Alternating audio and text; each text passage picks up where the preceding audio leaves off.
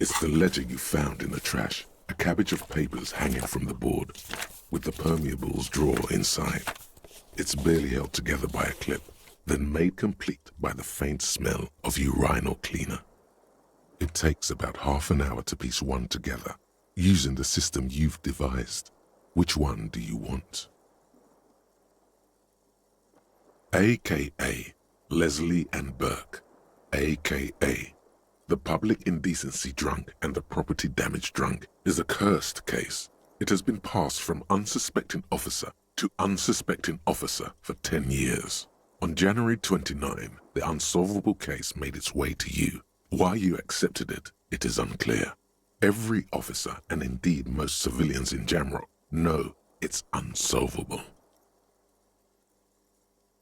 Leslie will always take his pants off when he's drunk.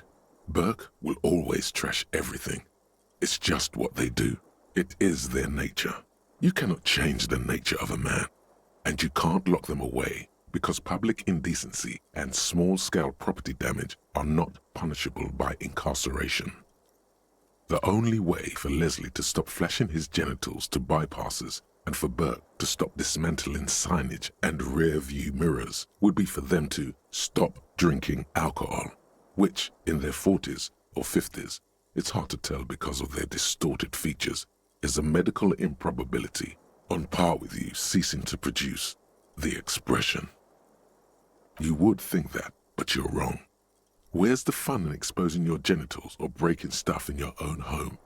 No, Leslie and Burke are on the corner of Main Street and Perdition because that's where the action is. Can you keep yourself off the streets? Threatening fines, dragging them to the station, locking them up in the hellholes they live in, locking them up in the station, hypnotherapy, even trying to get the local gang of Zemyaki to take them out. The Zemyaki gave them ethanol so Burke and Leslie would expose and rampage even harder. You tried it all, and still the complaints wouldn't stop, as they hadn't stopped for 10 years. It's plain to see from the files that you, Satellite Officer JV, and Special Consultant TH had more important cases to attend to. You uncover cross-reference to several ongoing investigations, each brought to a standstill every time you drive down Main Street, because there they are, on the corner of Perdition. And what is Leslie doing?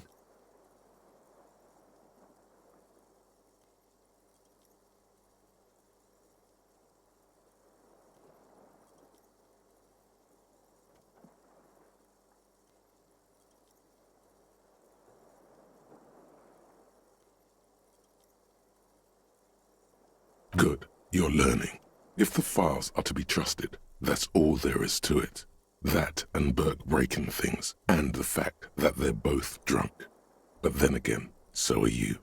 The case becomes considerably less comic one day when Burke takes a swing at your ledger. He must have it confused with the property he likes to damage. But the joke's on him. The officer is also drunk. Way more drunk than Burke there. And let's be fair, you also have party eyes. You slam the hardened plastic board in his face, then proceed to beat him unconscious with it. In the process, the ledger sustains damage. The compartment within, reserved for permeable documents, is jammed shut. You stop your assault on the now unconscious Burke to open it, but are unable to do so. The officer began to cry, reports Leslie, who, at this point, is tending to Burke. He came at us, and at us. I think he was trying to kill Burko. While trying to kill Burko, you slowly come around. The permeables compartment is open. You've smashed it open on poor Burko's kneecaps. The good news is, Burke can't walk anymore. Can't get out of his apartment, an invalid. With Burke to tend to, Leslie cuts back on the indecent exposure. Maybe he flashes his genitals to Burke, who knows, but both drunks are off the street. The complaints stop. The unsolvable case is solved. Which is also why the officer responsible narrowly escapes a disciplinary hearing. The end. Does that sound like a Raphael something costo to you, sir? Fine then, you've earned it.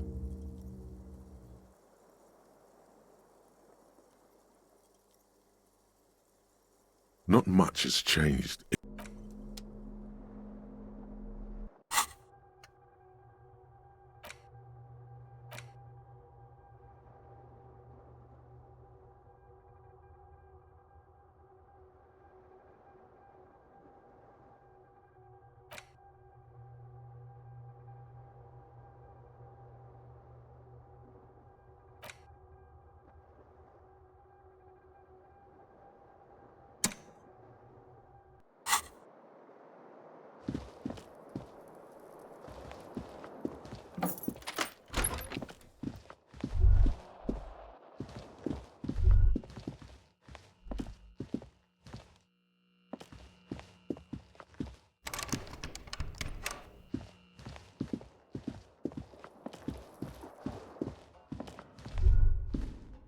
A mirror hangs on the bathroom wall.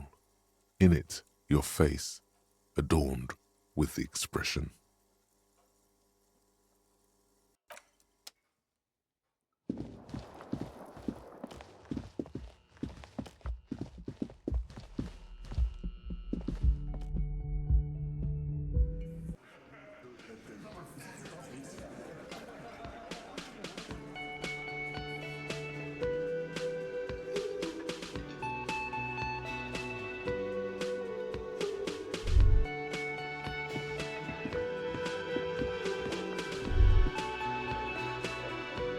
Morning. Looks like we can get to work at once. The union muscle turned up. They look rowdy.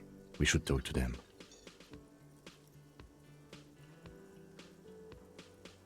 I completely forgot. Sorry, I had a rough night's sleep.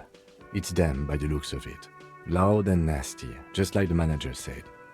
One loose thread less to worry about, and one big problem to replace it.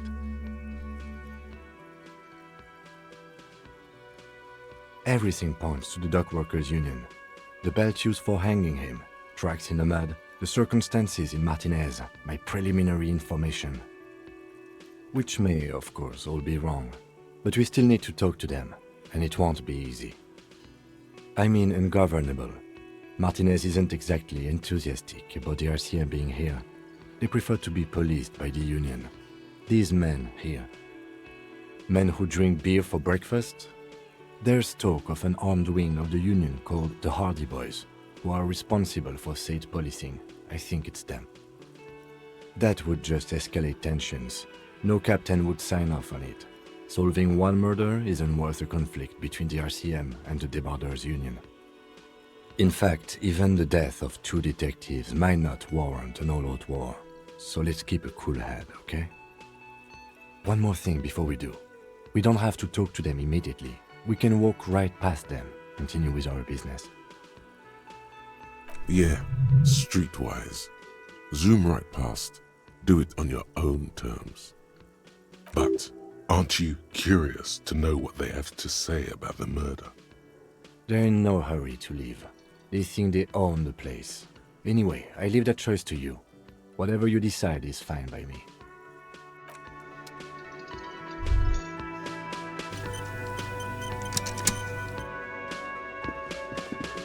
Can I help you?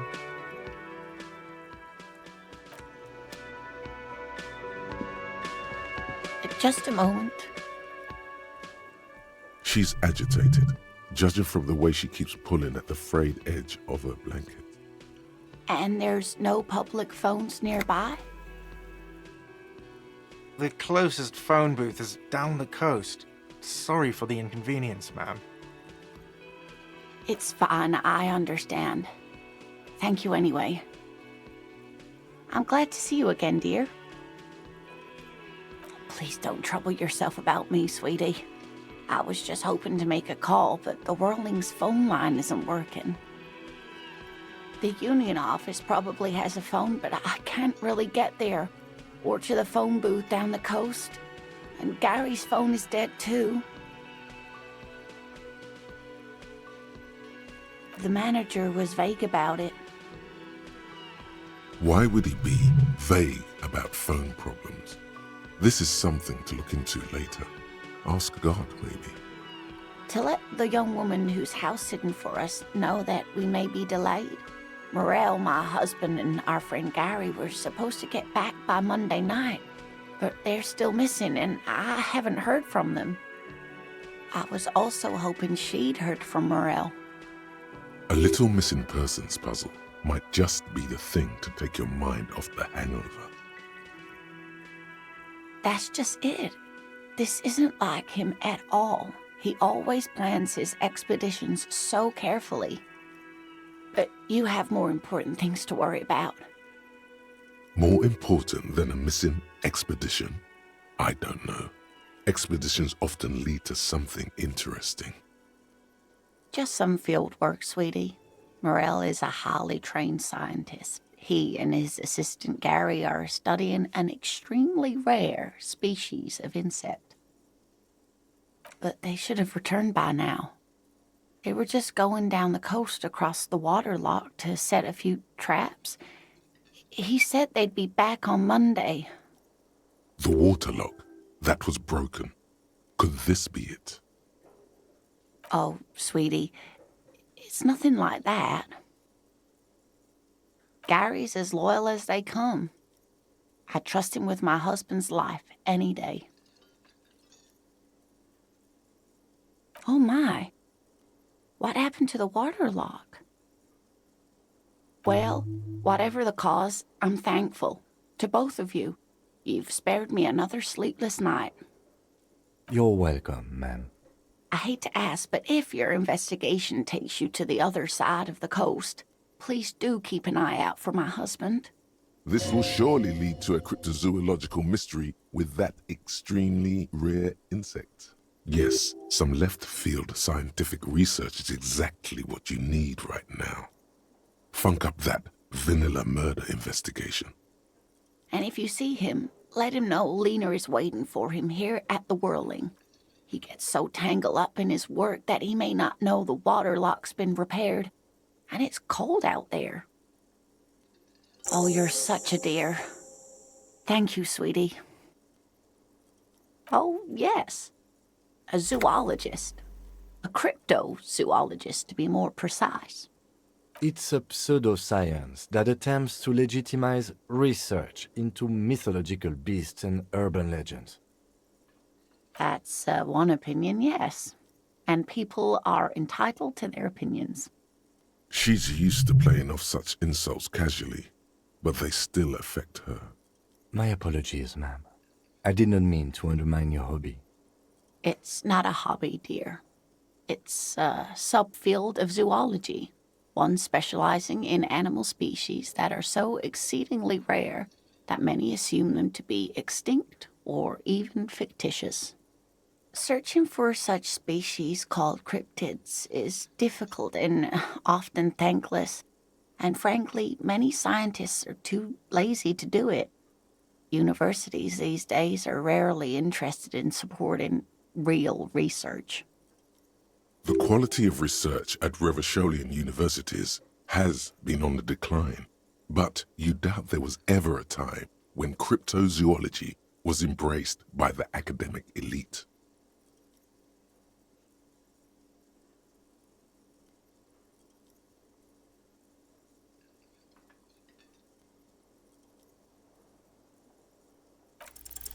You're an enthusiastic idiot, but you're still an idiot.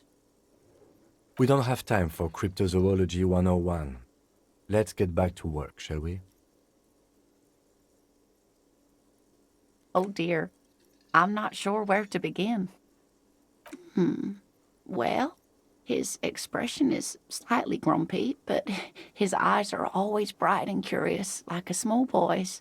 And his palms are quite coarse from all the field work, but he's quite gentle. You can't go around Revachol feeling grown men's hands. If you want to find her husband, you'll need more concrete information. Oh, well, he's a bit shorter than you, but with a larger frame, and he has longish white hair, usually a bit uncombed. You might say wild, even.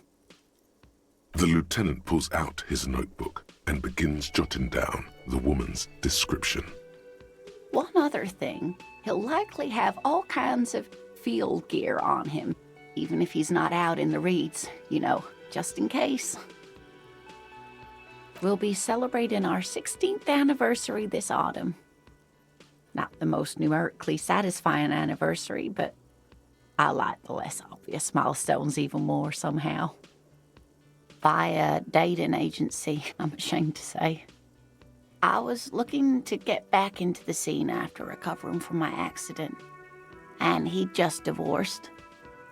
We hit it off, and, well, here we are. She's skipping over some important parts. Perhaps you'll find out more later. I hope I've been useful. Oh, sweetie, it's fascinating, but I shouldn't bore you with entomological minutiae.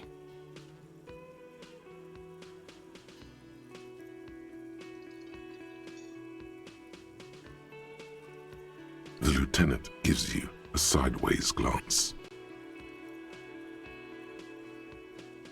Well, it's a phasmid, technically, but...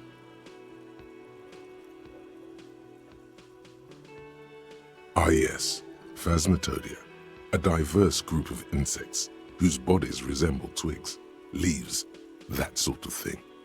Ghost insects, colloquially.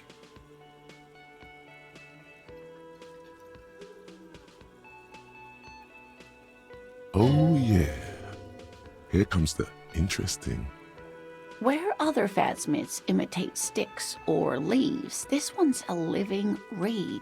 It disguises itself among the reeds here on the Insular Indian coast. Hence its name, the Insular Indian phasmid. Perhaps you'll end up co-discovering the phasmid with us, officers. I knew it. We're gonna be chasing made-up insects with cryptozoologists. It's not made up, officer. I can assure you. It's simply elusive, so much so that most establishment zoologists doubt it exists at all. Well, some teenagers making out in the reeds saw one. They didn't know what it was, of course, but there was a brief article in a local newspaper about their encounter with a ghost insect that looks like the reeds. Gary sent us the clipping. Of course, most phasmid sightings turn out to be false alarms, but their description matched the Insular Indian phasmid perfectly, and they didn't even know what they were looking at. Enthusiasm has wiped the worry from her face. Her eyes sparkle behind her glasses. I suppose I have something of a personal connection to the Insular Indian phasmid. All scientists have their little hobby horses. Not at all. Why else would it hide itself so carefully? Oh, I doubt it. No one gets into cryptozoology for the money, sweetie. Yes, it can blend in almost perfectly among the reeds. It's how it stayed hidden all these years, centuries even. Oh dear, I'm afraid I'm not explaining this very well. It is very special. Morel can explain it all much better. I wish you could hear him describe it. Then you'd understand, I'm sure.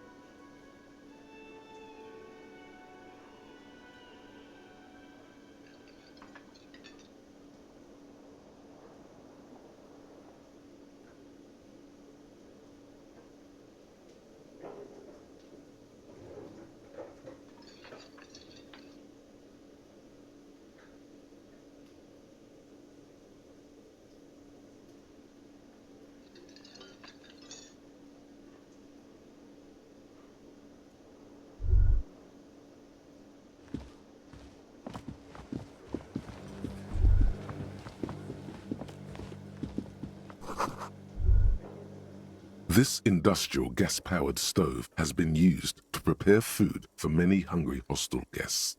There are several pots and pans on hand. What are you planning to do? Throw a dinner party? Please refrain from culinary experiments until after we finish the investigation. The stove is unmoved by your comings and goings. You see a heavy steel door. You immediately feel...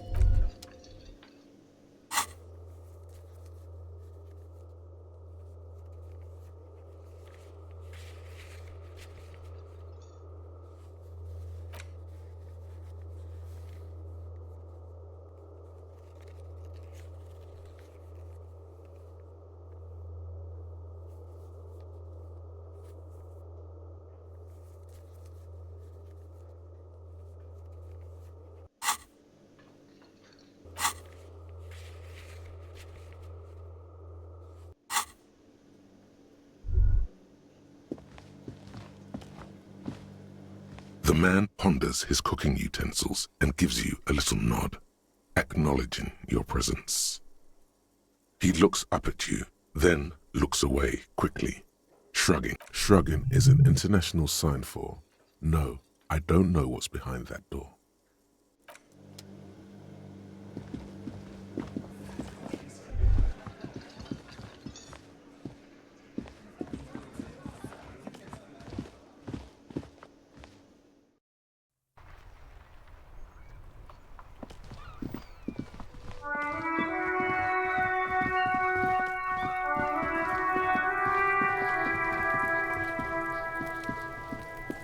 The man is decomposed. The lieutenant adjusts his glasses and takes a deep breath.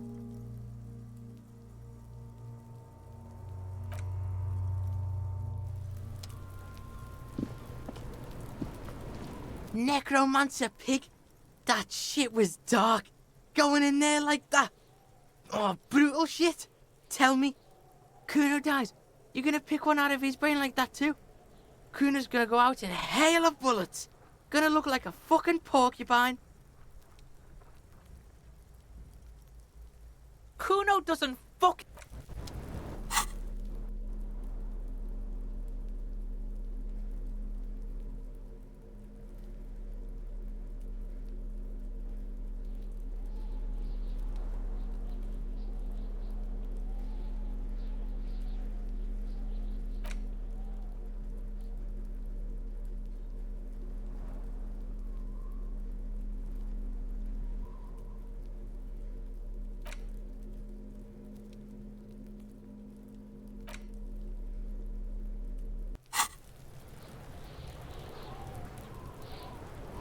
Fuck does Kuno care?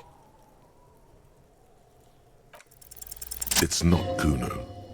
It's Kuno-S.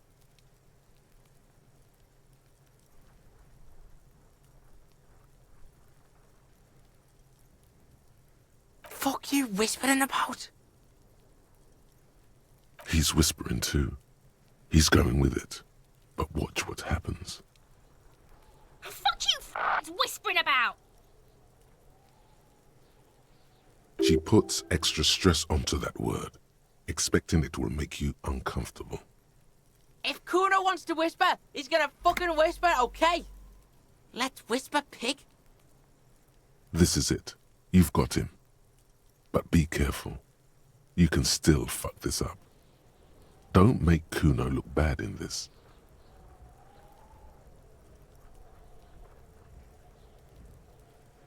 She's not fucked up. Everyone's fucked up. Stop judging shit. Wrong move. But he's whispering still. You haven't lost him. Just don't mess up again. Or you will. There are no guarantees here. Crazy? You don't know the half of it. She's not crazy. She's insane. Dangerous. She's smoked a man. She's done people in. Probably even pigs. Stop talking to him! Kuno, I'm fucking warning you! You're gonna get us into shit! She understands what you're trying to do. Yo, see? Did Kuno not tell you? Kuno told you. Kuno talks to whoever he wants.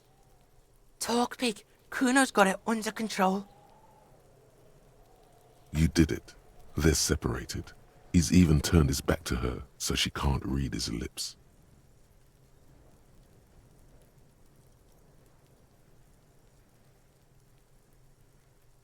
Kuno means she killed someone. That's right. She's a killer. Like, actually a killer. His little green eyes are fixed on yours. He's meant everything he said before, but right now, he not only means it, he is sincere. Are you getting this? You think I'm fucking telling you a joke here? How hard do you think it is to kill a fat ass? Sweet talk him, then knife him. She's probably killed a pig too. I mean, I'm pretty sure she has. Forget Kuno said that. Kuno was just shitting. Kuno was just running his mouth. Kuno's stupid like that. A cop would be too large for her to overpower, but a determined child of her size can still kill the vulnerable, the elderly, the homeless, or other children. The creature peers at you both from over the fence. There is something searching in her eyes. Kuno falls silent. He does not look at you when he replies. Kuno, that's it. That's what Kuno is starting to think, yeah. He usually looks you straight in the eye. A little something just crumbled there. Yeah, she would have liked to fuck him up, but she didn't. Kuno wasn't around, and she was with Kuno. Look, Kuno's gonna put you at ease. We didn't do it. He speaks the truth, my liege. Yeah, she's psycho. None of that kiddie psycho, cat burning shit. She does the real deal. Yeah. Snuff radio shit. Believe me, pig, you don't want to know. And he doesn't even want to think about it. This isn't just another boast. Fuck knows. She says it's the song of her people or some shit. Crazy people. The fucking Nakis. I don't know. Sounds boreal, like something from the tundra and tiger-covered Cutler, Isola. Far, far away from here. As far as possible, really.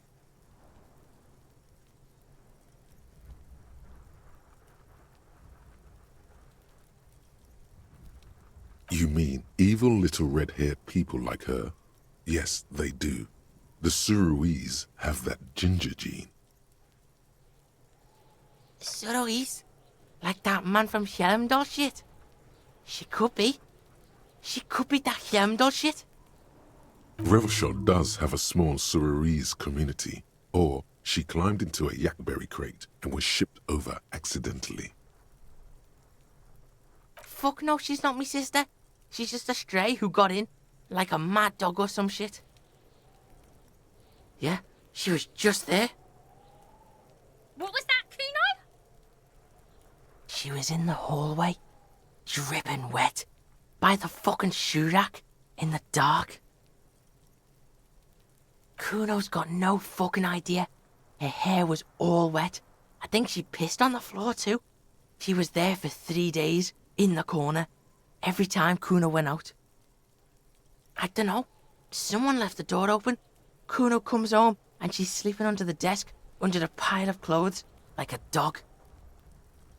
Kuno's dad doesn't give a shit. Doesn't even see her there, or thinks it's fucking Kuno. Shit's all on Kuno. How's Kuno dealing? Kuno's dealing just fine. He doesn't need you fucking with any of it. C doesn't either. Kuno's got this shit under control.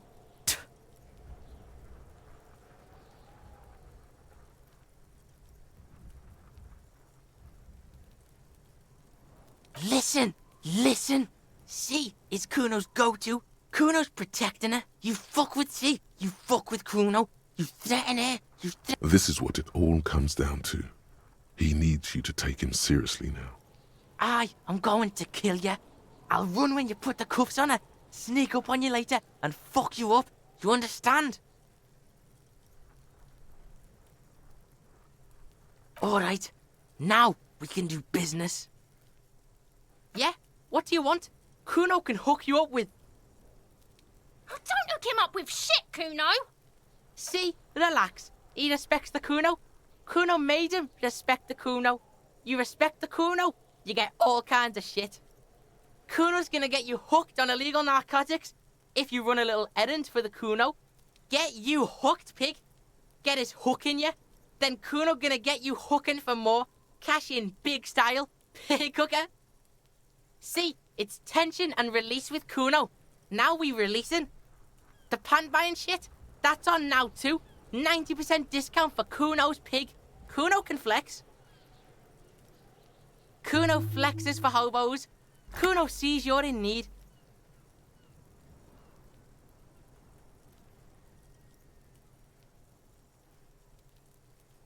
Kuno gets it from his dad. Kuno and his dad are major suppliers. That's where Kuno gets his lightning on. Problem is, Kuno and his dad had a little falling out. Now junkies clawing at Kuno's door. Streets going mad. Kuno's gotta throw his dirty popo man at it. Dirty popo man is you. In there is Kuno's violent dad on steroids. Kuno's dad does steroids and speed. If you can take him, you can have half of the speed.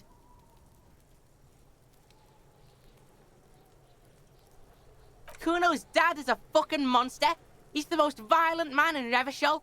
He doesn't give a shit about a single thing. He drinks too. Are you sure you can take on the most violent man in Revachol? In your condition? Like half. A baggie, but like in this vial.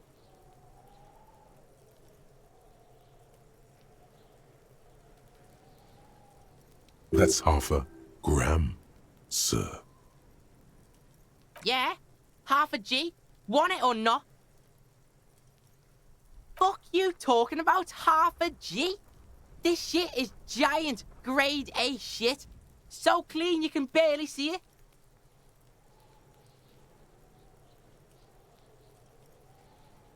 You can barely see it because there's barely any.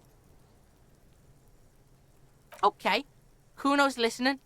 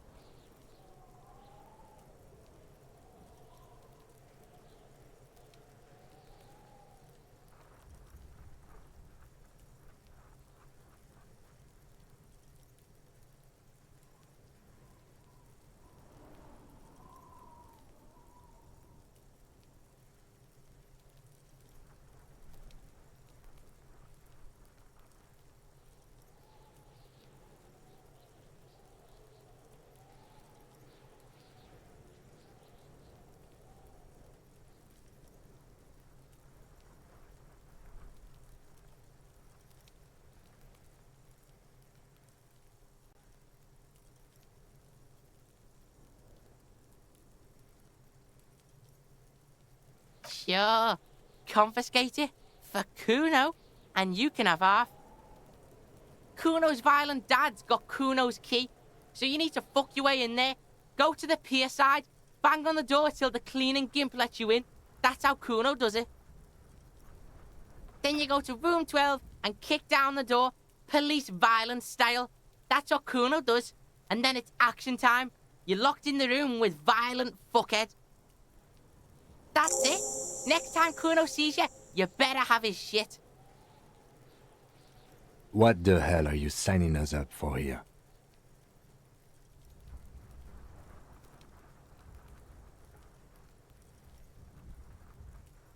Okay then. Kuno doesn't fucking care.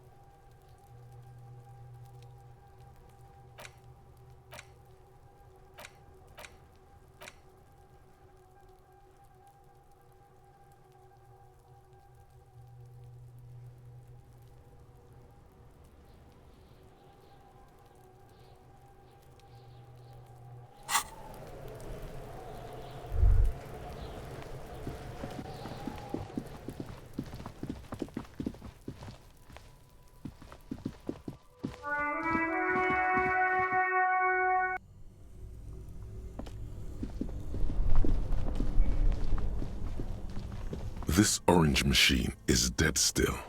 You slip your... No. If you want to try... Equip the pry bar.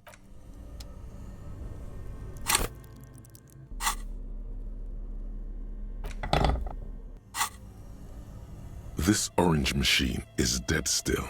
It has a hand-cranked ice cream churner and an electric freezer.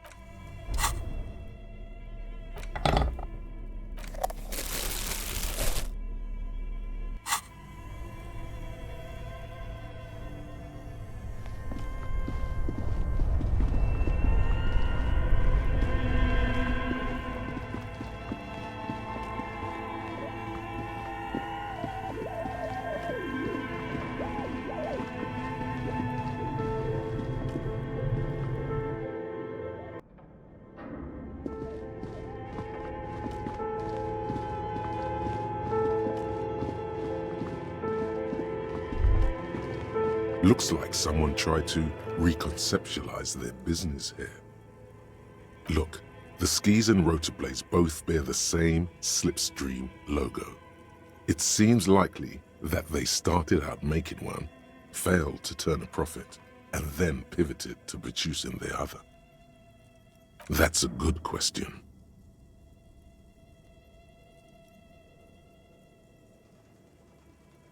Reality is ruthless.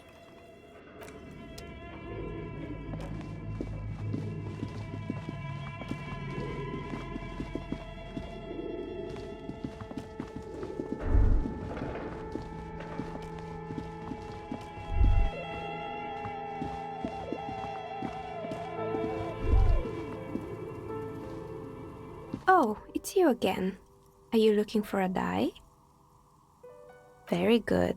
That will be 7 real for one custom die. Here's your amber die.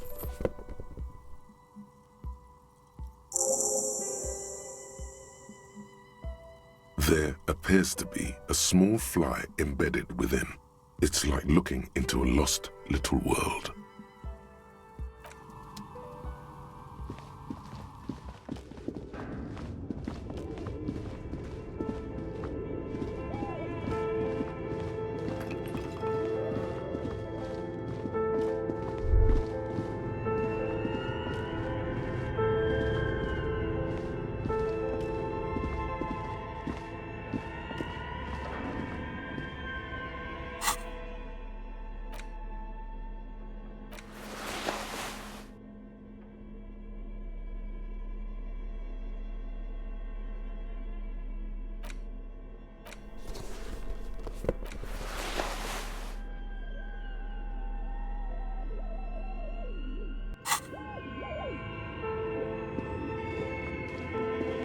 The barbell waits patiently on the floor, like a dog for its master.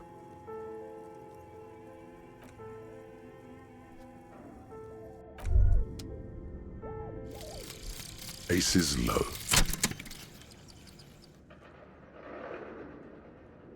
For the rest of the world, the aces low is just some cool Revachol thing, politically neutral. In Revachol, it still holds revolutionary connotations. Also, have you looked at Lieutenant Kitsuragi's clothes? He wears a bomber jacket, just like the ones worn by aerostatic brigades. And those cargo pants look like they could fit tools for hot-fixing your burning aerostatic. You should ask him about this.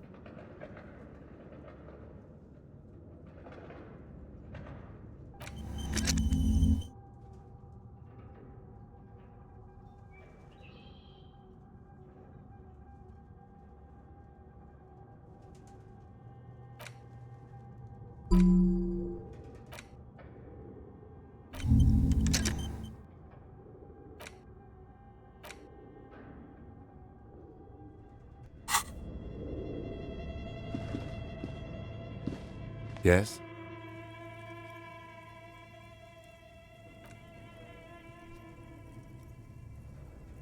What about me?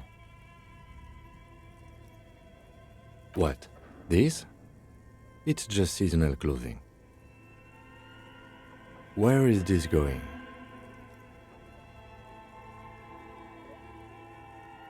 Interesting. I think it's called a brain.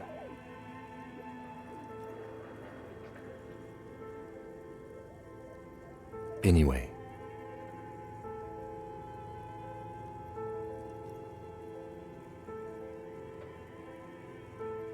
I do not have a thing with revolutionary air brigades in particular.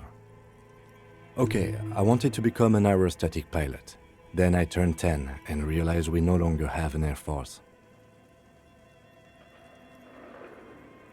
Absolutely nothing.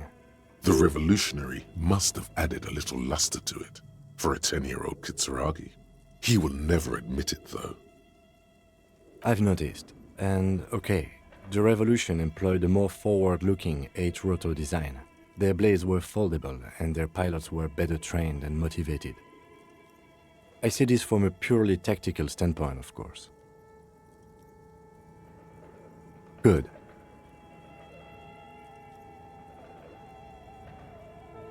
Good. Let's change the subject.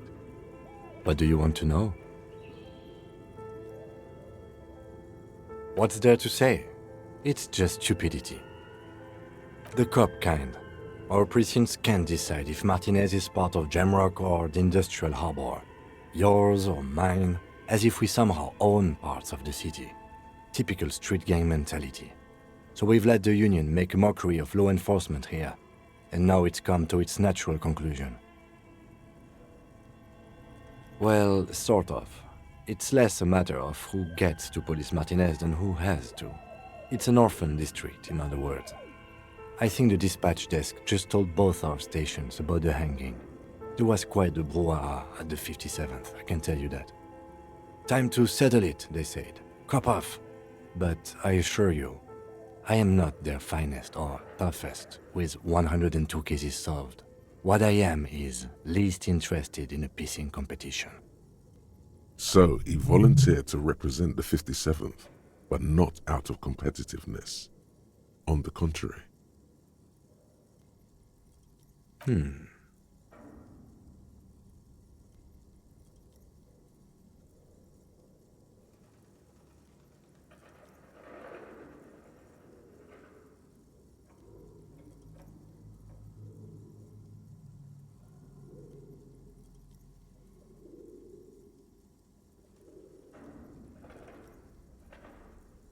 A good joke.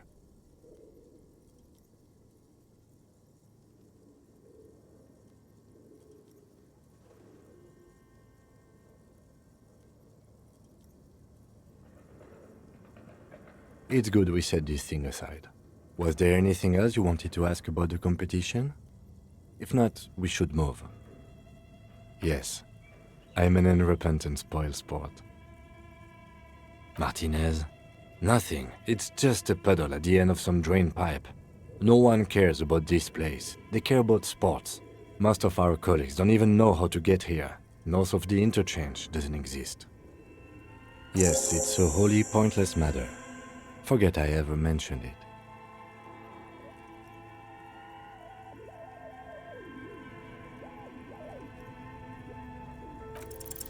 Look at you.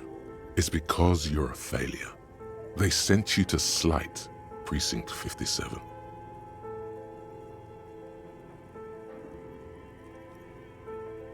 Just think about it for a second. You're a raging alcoholic who showed up 3 days late wearing piss-stained disco garb. You weren't sent here to win. I've considered it. I don't think I can say one way or another. I do think it's somewhat unlikely, though. I checked the records. This jurisdiction dispute, who polices Martinez, reaches back to the 30s. It's as old as my station. And all this time we can't decide who gets Martinez? I think, yes, both stations would prefer a win. Safe? No. But you're old. You've made it this far. Something has brought you through. We've only just started working together, so I don't know what it is yet. But it's there. So no, I don't think they sent you as a joke. And even if they did, they are in for a surprise.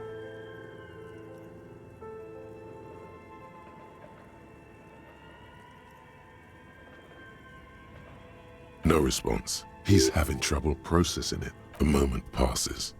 The lieutenant glances.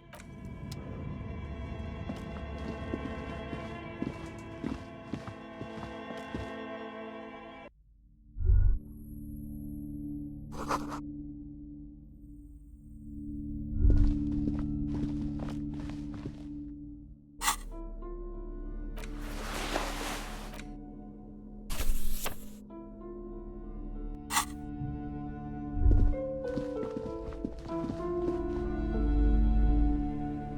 alive and well. Don't keep me waiting now. What's in there? In that dark sarcophagus? Yes, yes. How was it? Tell her how ghastly it was. You know it's what she wants to hear.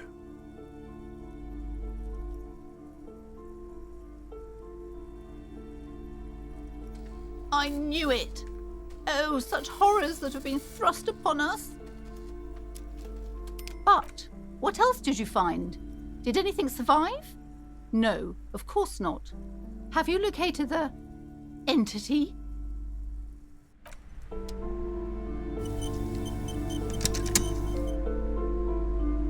What have you found? A novelty dice maker? Well, spit it out. Why does she need the dice? For some kind of sorcery? Sometimes they use the ankle bones of sheep.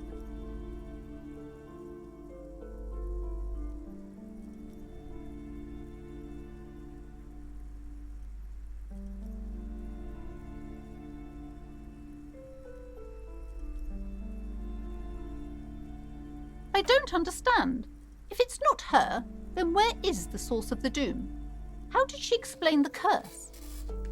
The narrative she's built herself, it does need tearing down. She's squeezing on the pendant too tight. A drop of blood in her palm. To hell with it. Perchance you ought to just lie, sire.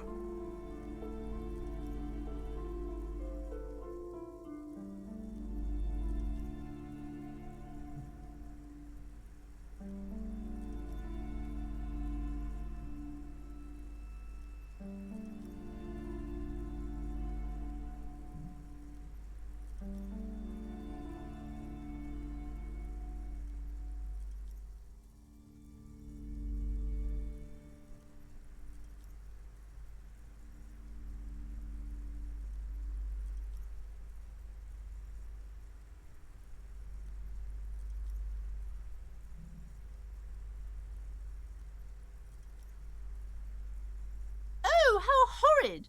I knew something wasn't right about that place. Tell me, did you find a way to break the curse?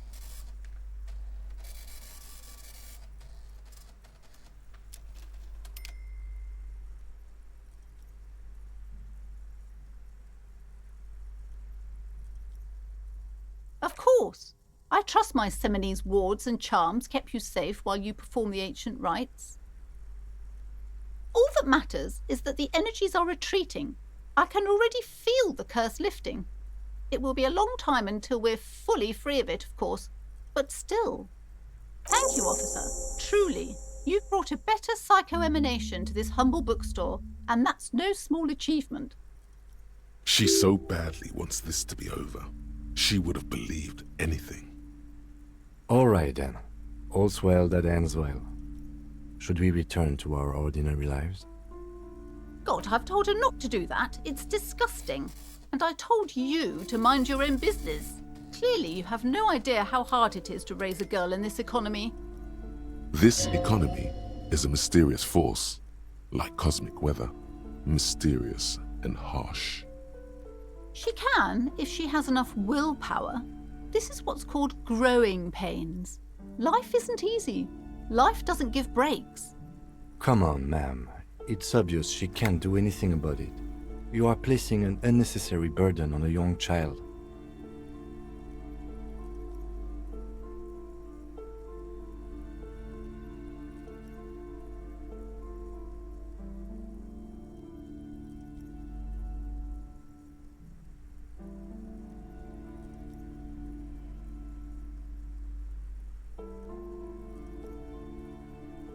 She stands stiff and severe, silently fuming. 10 or so seconds pass without change. She's looking for one, but there simply aren't any good arguments for being an asshole. Oh no. Hold on. I need to invite her inside and apologise. She must be freezing out there. There. I don't know what to say to you. My husband, he tries to teach me business lessons. I have what my mother called a dull mind. All this stress.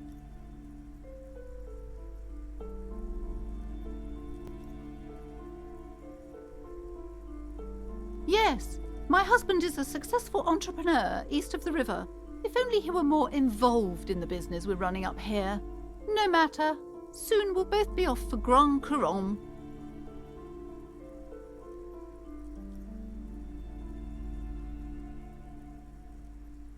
It's a proper place to live. One of the most peaceful neighbourhoods east of Jamrock. You may know it for its massive housing projects. Most of the buildings are empty at the moment. It's a great opportunity to get ahead of the crowds. Better times ahead for sure. He made the initial investment. Since then, he's been what you might call a silent partner. Super silent. Almost inaudibly so. Yes, I'm afraid so. A real treat she is. It would be nice if she had... No, we couldn't have afforded more children, really. Not in this economy. A glimmer of sadness blinks through the well-crafted exterior. We're quite busy people, you know, my husband and I. Quite busy. Children are a lot of work. You don't look like a father, so I don't expect you to understand. I'm sorry. I'm sure you do understand. She's been too busy helping me here, so she studied at home this trimester. This is a temporary solution, of course. I assure you, I of all people understand the importance of education. She will be back in school the moment the store takes off. And hell freezes over? Never mind. It's not a good topic to get into. The woman looks aloof. Her features much softer. Okay, but please, only a few questions. You wouldn't want to disturb the spirits. Yes, the Simonees are very crafty, and their wards are extremely powerful. Lesser wards simply won't do here. The woman looks aloof.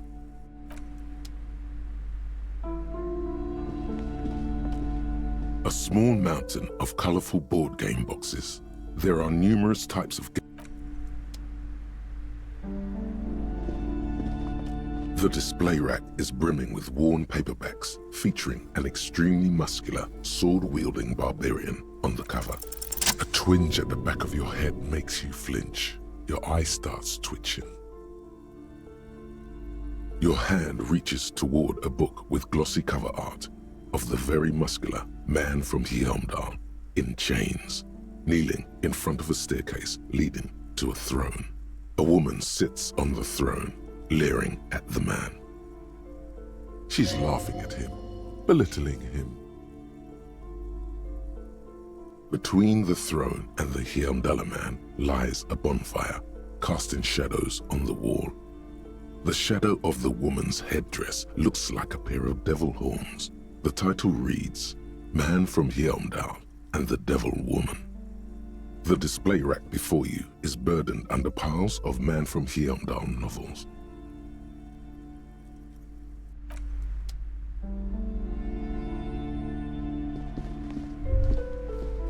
I'm sorry, sir. I can't talk right now. I'm very busy with my homework. You just can't win. Out of the rain and into the gutter. Math. It's really difficult. Like, really. They say you need it to get rich.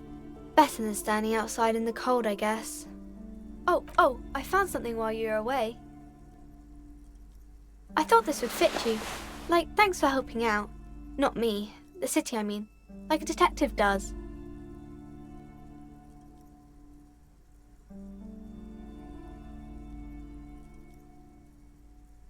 Just what Dick Mullen would ask. I got it from behind the curtains. I'm not really supposed to go there. Maybe. It's the hat Dick Mullen wears all the time. He'll look way more serious with that.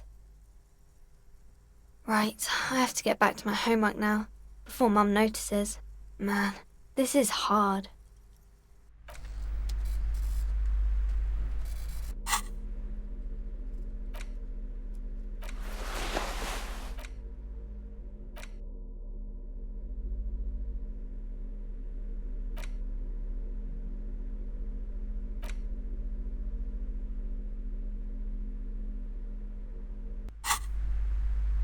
Hi, Ace Detective.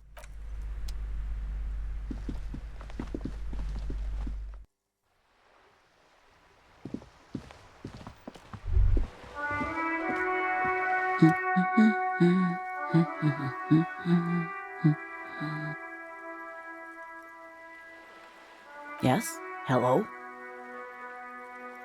Me? No one. I'm just a working class woman. She doesn't really want to be disturbed that much. If she's such a working class woman, why isn't she working? Not all the time. Right now I'm browsing books. Even a working class woman needs something to read. It is. I know you are. What with? What with? A lot of things. For example, people tend to go missing.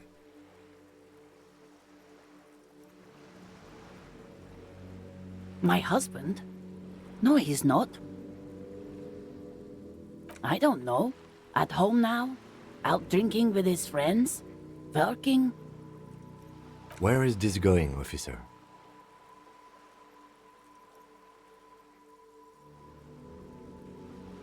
Yes, but I don't really need to know where my husband is. Not all the time. No.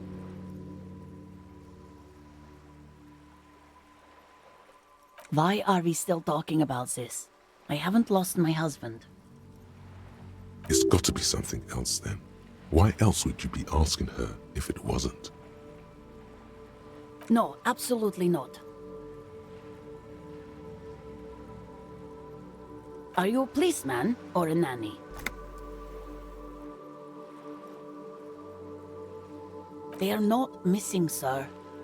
You know where they are. They're at home, smoking, giving the ladder of vices a chance. What? That's just... My daughters are perfectly fine. They're with their friends down in Shamrock. There's nothing to worry about. They're almost grown up now anyway. They're past the age they need me protecting them from everything now. My youngest girl, Jolie, is just shy of 16. Jenny, she is turning 18 next month. But we shouldn't even be talking about them. Why do you need to know this? Haven't I repeatedly told you that they're not missing? That they're in Shamrock, safe and well, at some stupid party? There is no investigation here. I can tell you that. Okay, it must be asked then. What are you doing here? Why are you pursuing this? Is it a hunch? I don't mean to disrespect, sir, but you are being a bit of a cockatoo here. For what it's worth, I agree. But cockatoos can't be stopped when they get ladies. It's better to indulge him at this point.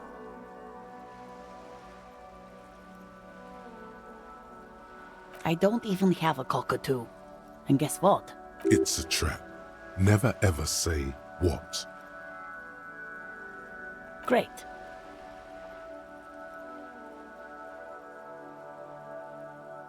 Nothing.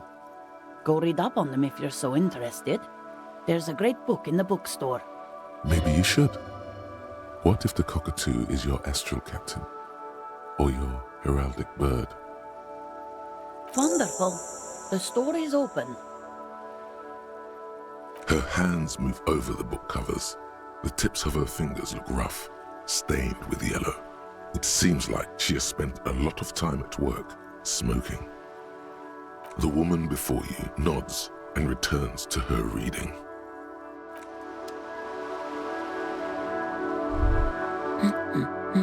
The woman before you.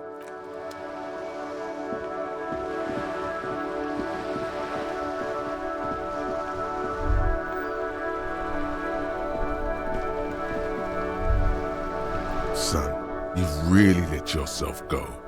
It's a disgrace. But Coach Physical Instrument is going to get you back in prime condition, even if it takes 1,000,000 push-ups. It's going to take blood, sweat, piss, and tears. But when I'm done with you, boy, you will be a master athlete. Behold, world, here walks a sportsman, hands choked and hair kept back with a bandana, the Homo athleticus.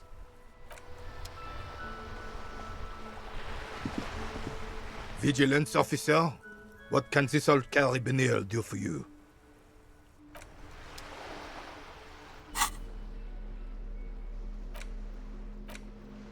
The bullet is safely sealed away in a plastic bag bearing the RCM stamp. Kim has filled out the label on the bag with the item number, case number, and date and location the bullet was found. Beside his orderly handwriting, the bullet looks especially sad, like a tiny, shriveled head of cauliflower. What?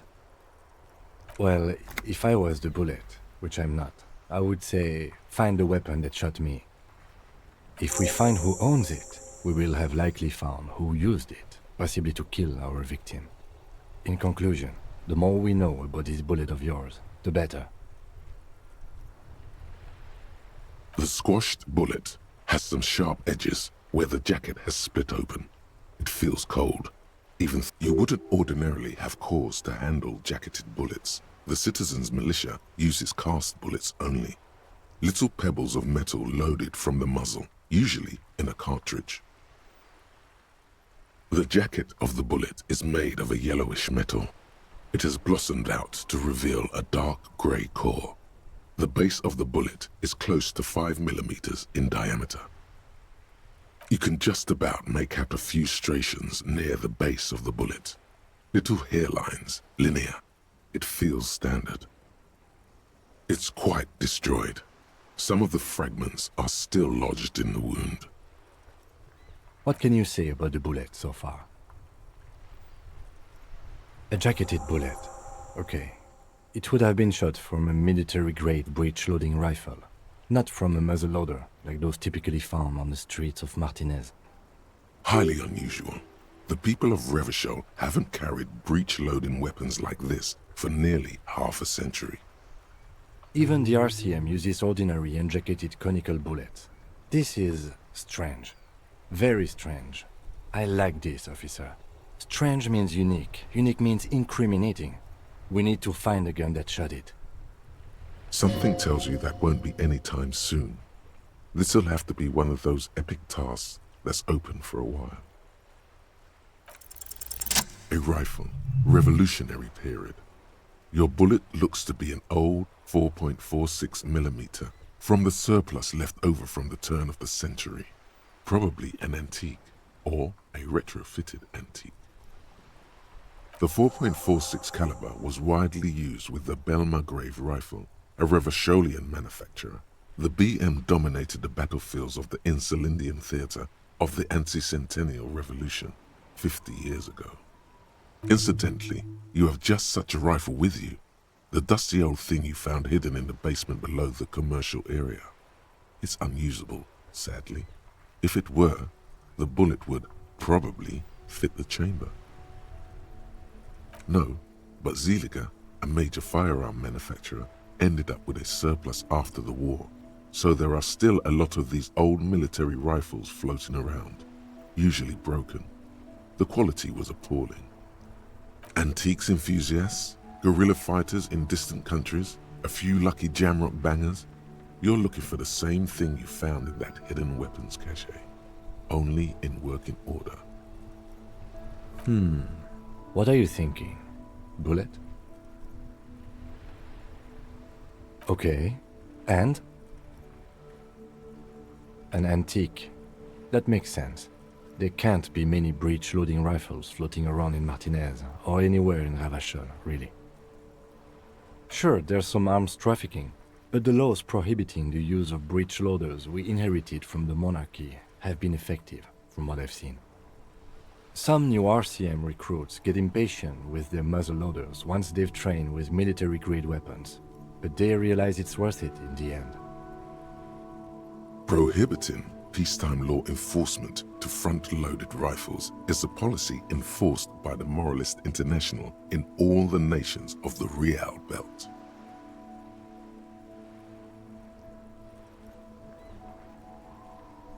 Imagine if everyone, cops, citizens, had access to firearms that could shoot multiple rounds without pausing to reload. After the first shot, the second, third, and so on come much easier. But back to the investigation.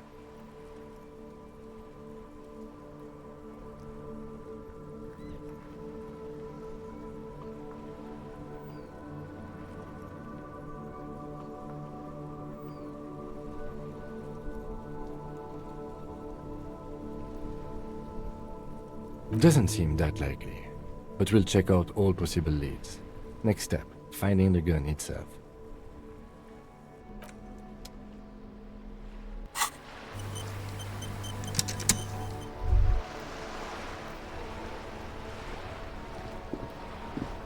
I have really outdone myself.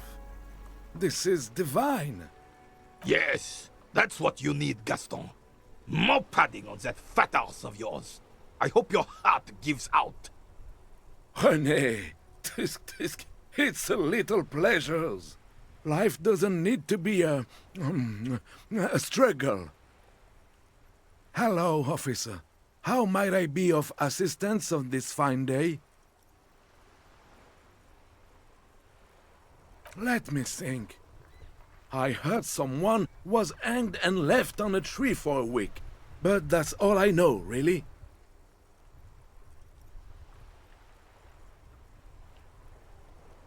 No, officers, I'm sorry, and I really would like to assist. You are both good guys. I can see that. Then help them, you wimp. You have plenty of shoulder with the ghost caviar in the Union. Someone must know something. He means caviar socialists. I wish I could, but I just don't know anything. I always keep my nose clean and don't gossip. Everyone knows and respects that. Odd. He doesn't seem to be lying, but there's something off here. I'm not even anyone. Of course he's holding back. His mouth is so full of Union prick he can't even speak properly. Can I at least finish my fucking sentence before you piss on it? Is that okay, René? I'm not anyone important in the Union. I just know Evrard. Everyone in Martinez knows the Clare brothers. I taught these boys human studies and history in the gymnasium. What do you know about history? You never witnessed history. Only heard about it years later, when it had already moved on. You don't know history. The old soldier mumbles something under his breath and turns to face the sea. There he stands, proud, rigid and alone, like a cracking marble statue. Let's try not to get caught in a crossfire.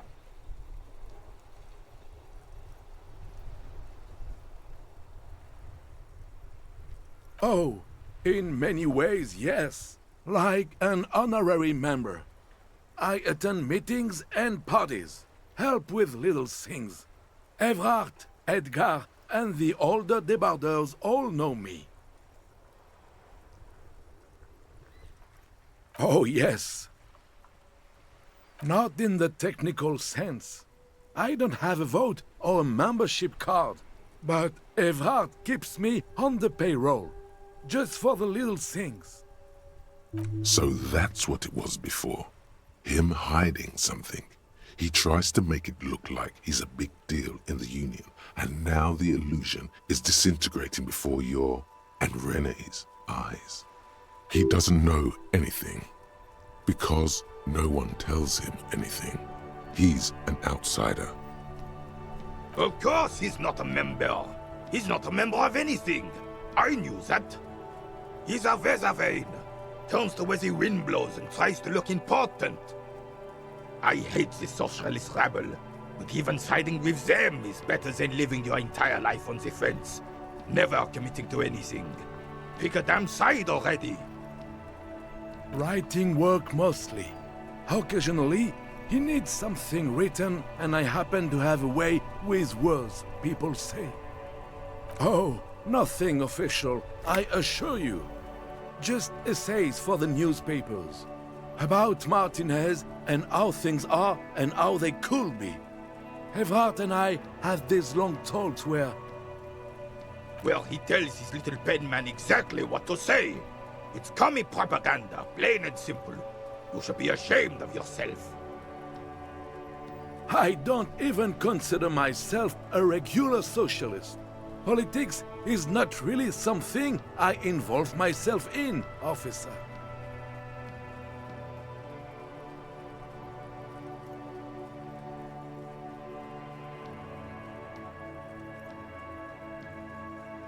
Officer, I have a vivid imagination.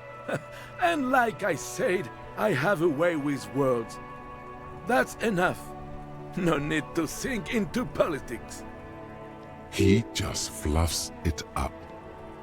Of course. Don't sink into anything. Don't sink into any fight. Only sink into your couch. I believe everyone has the right to think and do whatever they want. Even if it's nothing at all.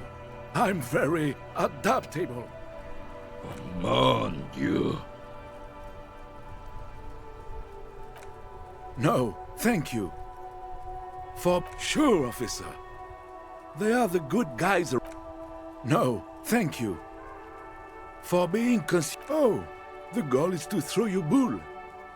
As close to the cochonnet as you can. That's the cochonnet.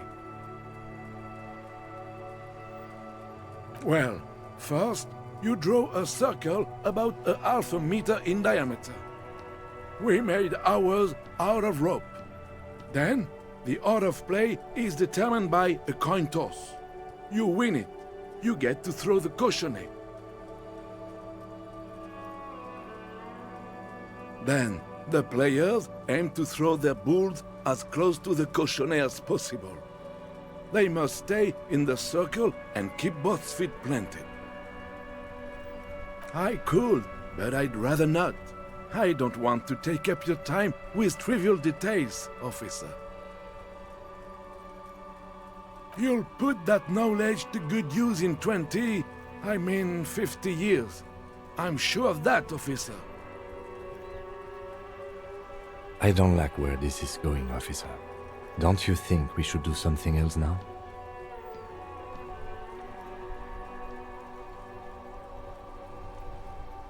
Hurry up then. I'm sorry, officer, but I really don't share food. Nothing personal, it's just a principle.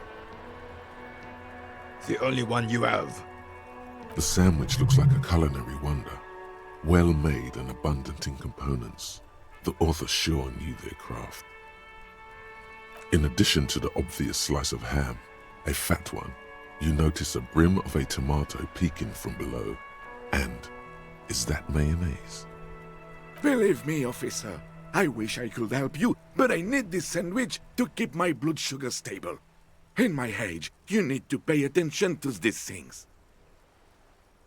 Fuck off! It's mine! A glimmer of respect flashes in Rene's eyes. Sorry, officer. I'm sorry. I didn't mean it in a bad way. But the sandwich is mine. I'm not gonna share it. And it's gone. When the dissidents come to rape our country, he hides. But try to get a bite of his dear sandwich and he gets claws? You're a special kind of vermin, Gaston.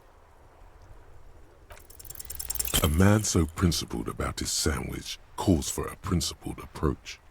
Time to get political.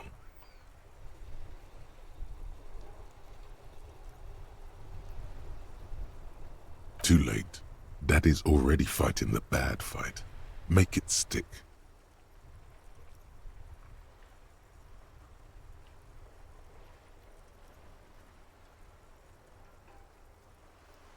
Say one of these fascist or communist things or fuck off. Whoa, easy there, Goldmouth. He doesn't have to say anything. Re-engage cop mode and bail out, if you like. All right. Let's hear them, officer.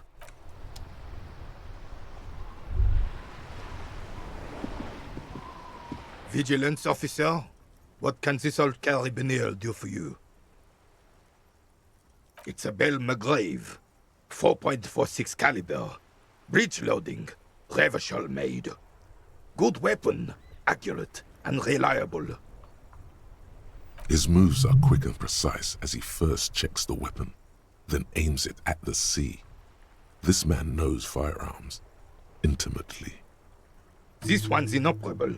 The bolt spring is missing and the mechanism is jammed shut. Still a beauty. Where did you find her? I'm not surprised. There are probably lots of forgotten wartime weapons lying around here. Back in the day, everyone had something stashed away. As for the rifle, I don't know what else to tell you. These BM-446s are an antique. No one uses them anymore. The ammunition is impossible to find.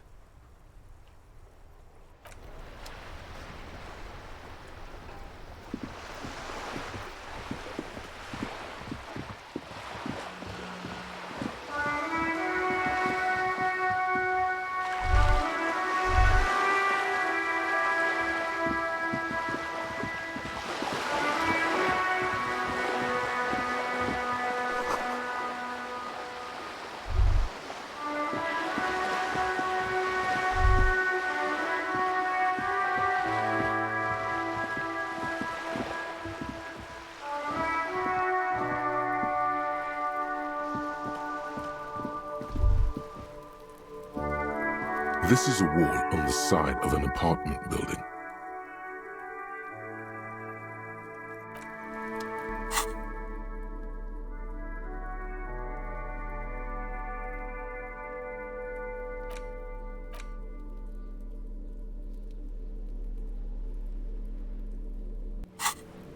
Just an ordinary wall. Nothing to see here. You have no clue. It's just a wall. So many walls all over Martinez. Weather-worn, cracked, their paint peeling.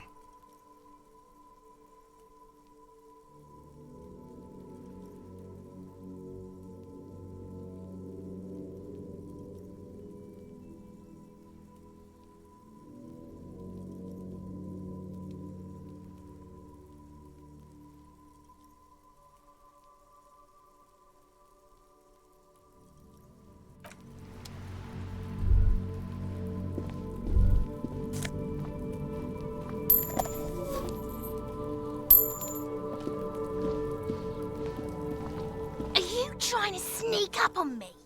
Come to slit my throat in my sleep? Apparently, she doesn't like people standing behind her back. Logic error. She is not sleeping right now. Pig's come to take me out, trying to snuff me out. Then why are you sneaking up on me like that? It's not a good idea to scare me, pig. Not a good idea at all.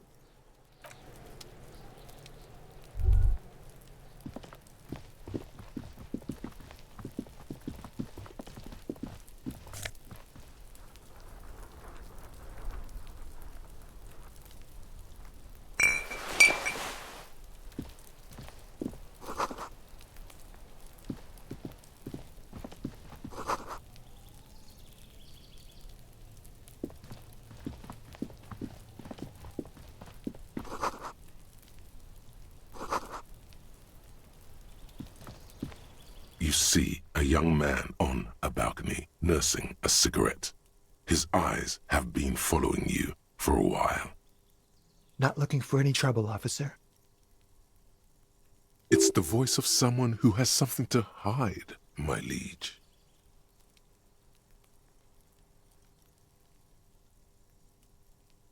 I don't want to be seen talking to the gendarmerie if that's okay. I just want to finish my cigarette. Don't let him go. This could be your witness. The balcony has a great view of the whole thing. Is it really that important? Like a nervous cat, he keeps stealing looks at the neighboring windows. All right, but make it quick. Once I finish this cigarette, I have to run. I can tell that you finally got him down. Thank you. It was quite a disturbing sight. even by Martinez standards. What were you doing last Sunday? Oh. You already asked me that, didn't you? Wait, is someone else investigating the lynching?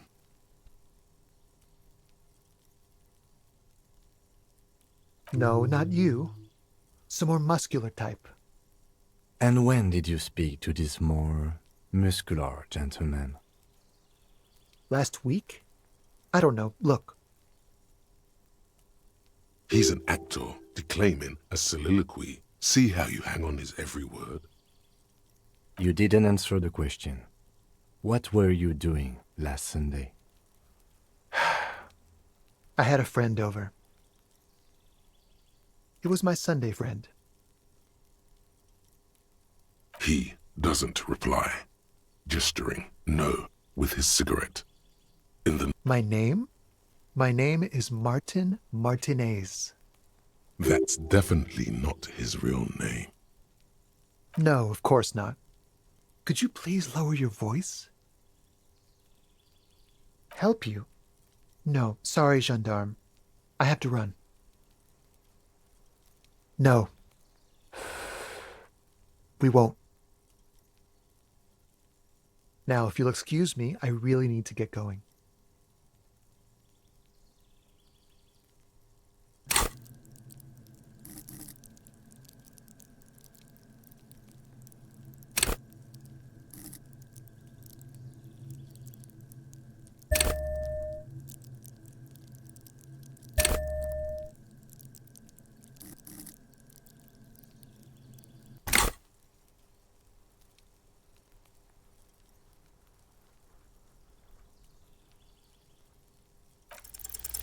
This isn't the place or time for questions.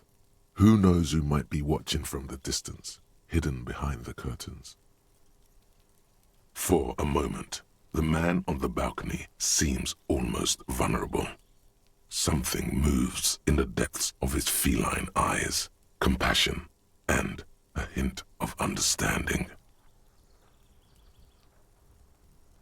I am sorry, but I really don't have the information you're looking for.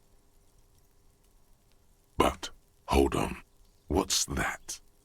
For a split second, his hand lingers, as though gesturing towards a stone placed right next to the front door. It's a sign. Good luck with the investigation.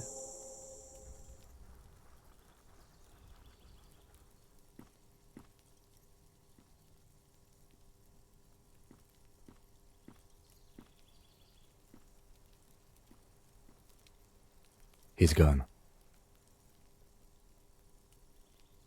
No point in running. Tenements like these often have multiple exits. If he doesn't want to talk to us, then he'll know how to hide himself. He could be a witness. Him or his Sunday friend. Either way, we need to look into that muscular type who's asking about our case. He did leave us a sign. Did you see that? He wanted to draw our attention to that stone right over there. If we find a way inside the building, we can ask around for his apartment.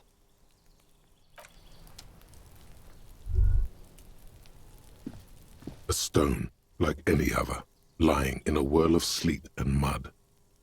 There's a key beneath it, rusty from the dirt. This must be for the front door. Pity it doesn't have the apartment number on it. This building has many apartments and the man can be in any of them. We'll just have to go in and see.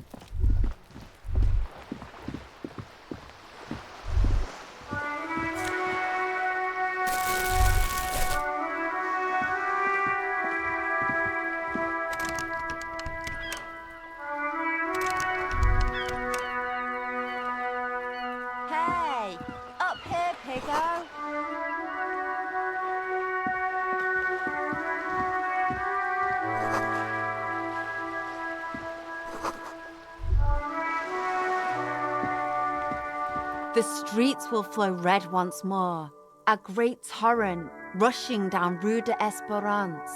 You wait and see. The streets will not flow red with anything. Who are you? I'm Cindy the fucking Skull. What else do you want to know? Date of birth, blood type, the last time I was tested for Hep C.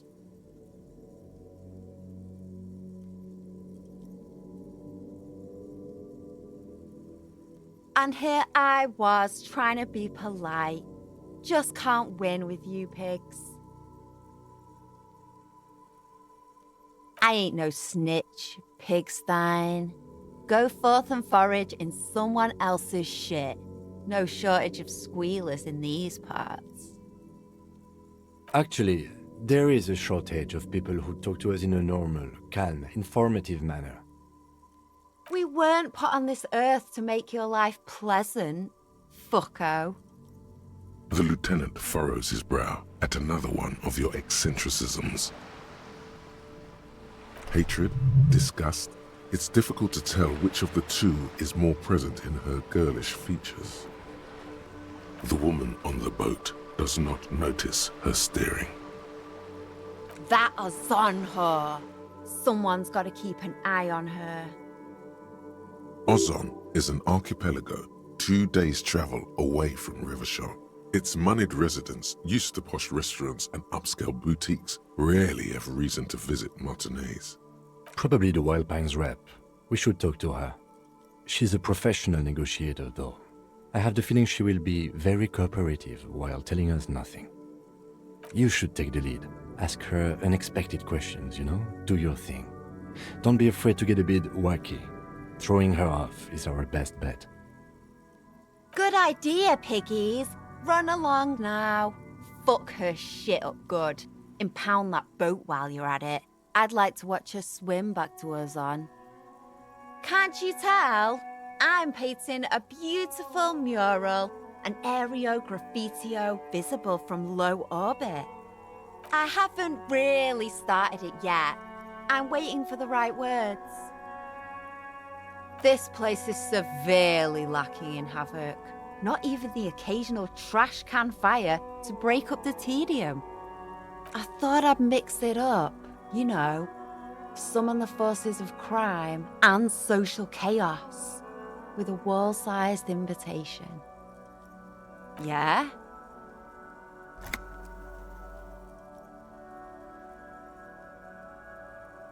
Thanks. I'm sure the inspiration will come to me now that I have an official RCM stamp of approval. She means the opposite. Watch your back, Ungulate. You've got eyes on you.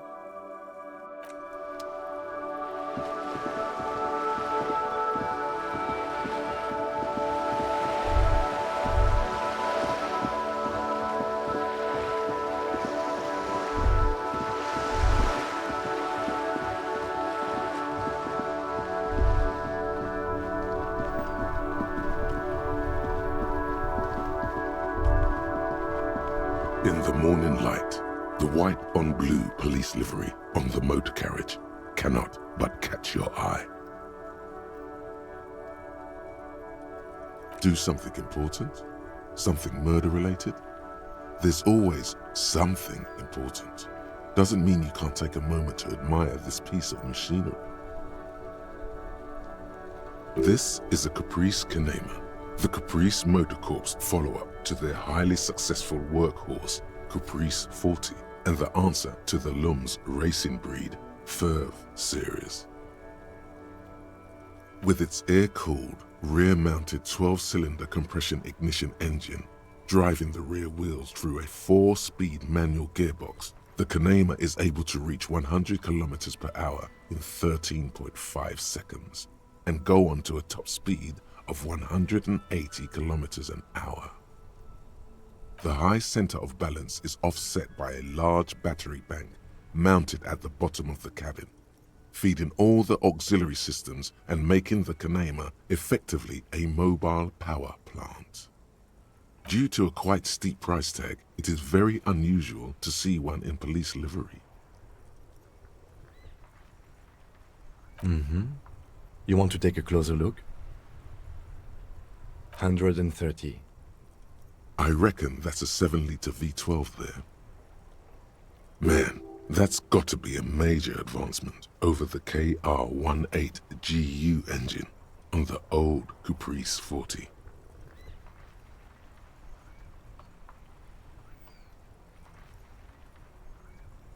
Yeah, you know it?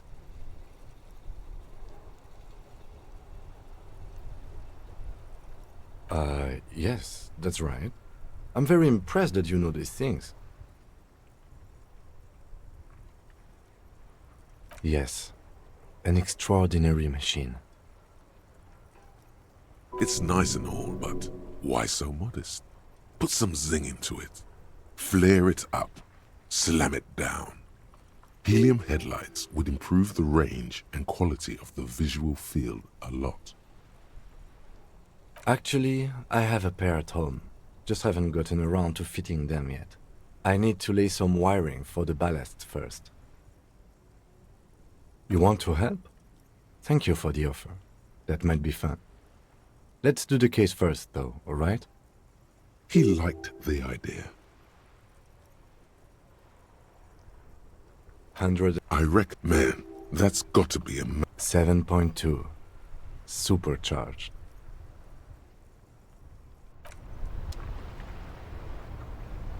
Inside, you see a set of steering levers, a radio microphone, a pull-out toolbox, and the soft glow of the fuel preheater gauge. This is Precinct 57. How may I assist you? Sir, officer. What's the number? And the make of the armor, if you know it. Got it. I'll contact the ICP database immediately. Call back tomorrow. Hopefully they'll have dug up something useful by then. The International Collaboration Police, ICP, is an inter-Isolari law enforcement service, the crown jewel in the moral intern diadem, alongside EPIS and the coalition government. 57th, over and out. In the cabin, you see a set of steering levers, a radio.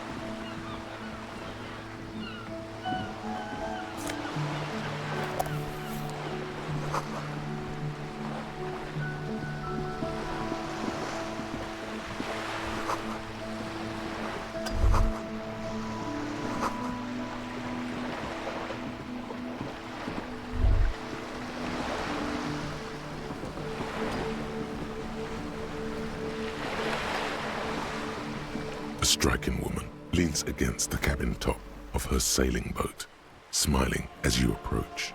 Her green raincoat glistens with droplets. A silk scarf is tied around her throat. Good morning, officers. I'm Joyce. Joyce L. Messier. I represent the board of Wild Pines, the owners of the harbour. You gentlemen must be from the RCM. Dayton, my maiden name. Nothing, honestly. I've said it to every drunk in town, and you're the first one who's responded. Relax. She meant it in jest. I'm glad to see you here. Like steel, there is strength there. If she wanted, she could sink her nails deep into your skin. I was dispatched to handle a strike, not a lynching. Anything I can do to assist the RCM in this matter, I will, gladly. That is good to hear, madame. My colleague will take the lead on this interview. I should let you know that he is recovering from an unusual medical episode. Very unusual. but I can assure you of his ultimate competency. There's a trace of irony in his voice. Mischief, even. This is a tactic. It happens quicker than a shooting star. But did the lieutenant just wink at you? How interesting. I wish you a swift recovery. In the meanwhile, you have my full cooperation, and the full cooperation of the Wild Pines group.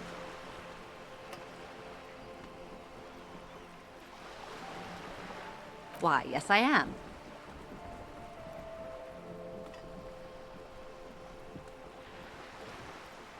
Officer, I assure you I'm a highly qualified pleasure craft operator. The crowns of her teeth are porcelain, white as the boat's hull as she smiles. Her nonchalance might be related to something called the Wayfarer Act, a law that says she doesn't need a license. Sly Fox, you're not aggressive enough to harass her further on this. The boat? No. It is called Cordelati 19 because that's the type of sloop it is. It's a pleasure craft, a 19 pacer.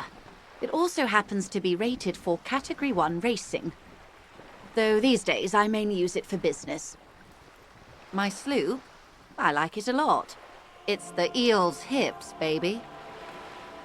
I'm enjoying this part of the interview. It has so little to do with the murder we're investigating. Of course there are. We're on an archipelago. How else are you supposed to get around?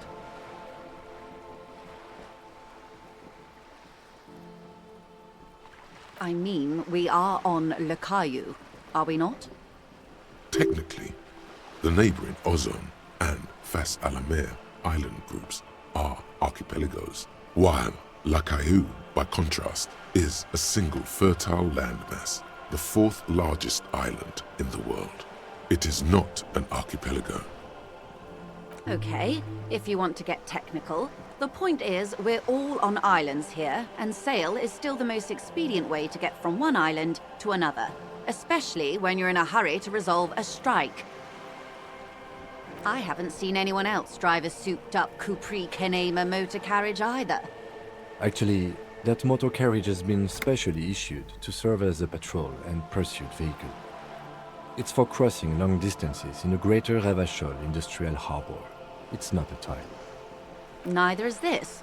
A toy, I mean. It's a machine for crossing long distances in the Bay of Revachol, between the city and the islands. You need to make this lady admit she's only riding around on this boat because she's rich. Why what? Stop thinking. Take her down.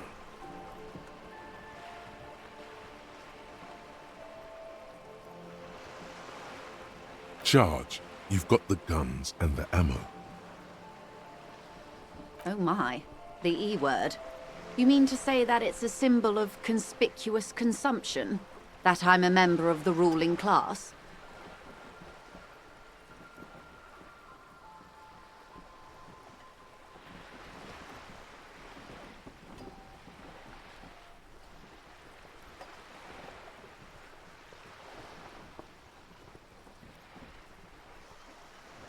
Think nothing of it, officer. What's a little class conflict between friends? Good. What we do. I'm afraid I don't speak for Wild Pines as a whole. It's a giant undertaking. There was a touch of discomfort there. She wants to merely represent. The Pines' core competency is logistics. Container shipping, freight, that sort of thing. See those airships there, blinking? Those are the shipping side of things. And that is the terminal. Another subdivision deals with energy, oil and gas exploration, offshore platforms. The Wild Pines Group is one of the original Revacholian Indo-tribes. Companies awarded royal monopolies by the king, the suzerain himself, centuries ago. The king is long gone, but several of the Indo-tribes remain. Saint-Baptiste, Elysium, an unknown entity known as Brightest Star, Why, thank you. I'm not at liberty to discuss the company balance sheet, but I can tell you that last year, the company booked more than 20 billion real in revenue.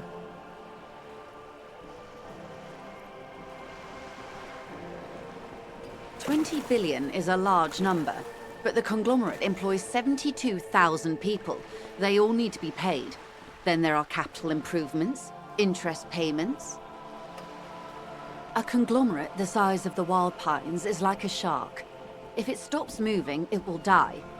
Then what becomes of those 72,000 families? It's a tremendous responsibility.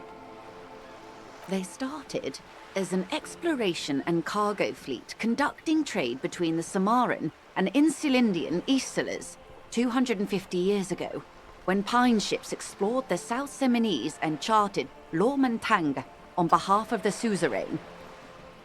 Centuries of care, deliberation, and madness have gone into this endeavor. Vessels pass through the Great Unrest to re-emerge with apricots in tow. The logic of the system is totalizing. It's taken everything from its employees to build it. You mean aside from being the terminal's legal owners, who are responsible for moving 8% of the world's cargo?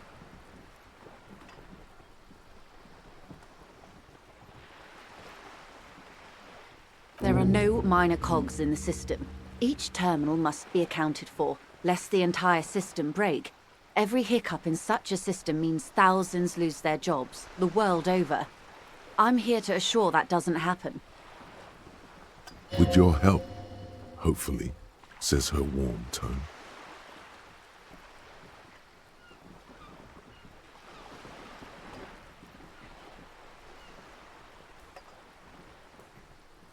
This reality. Yes, reality is your side case. An experimental side case.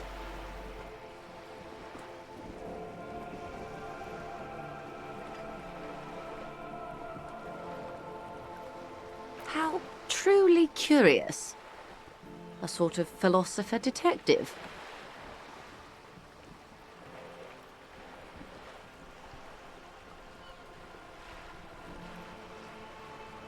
Are they now? A deep synthesis. I'll assist you however I can then. Go ahead. Ask. All right, we're in. I know these all look good, but begin with the first, okay?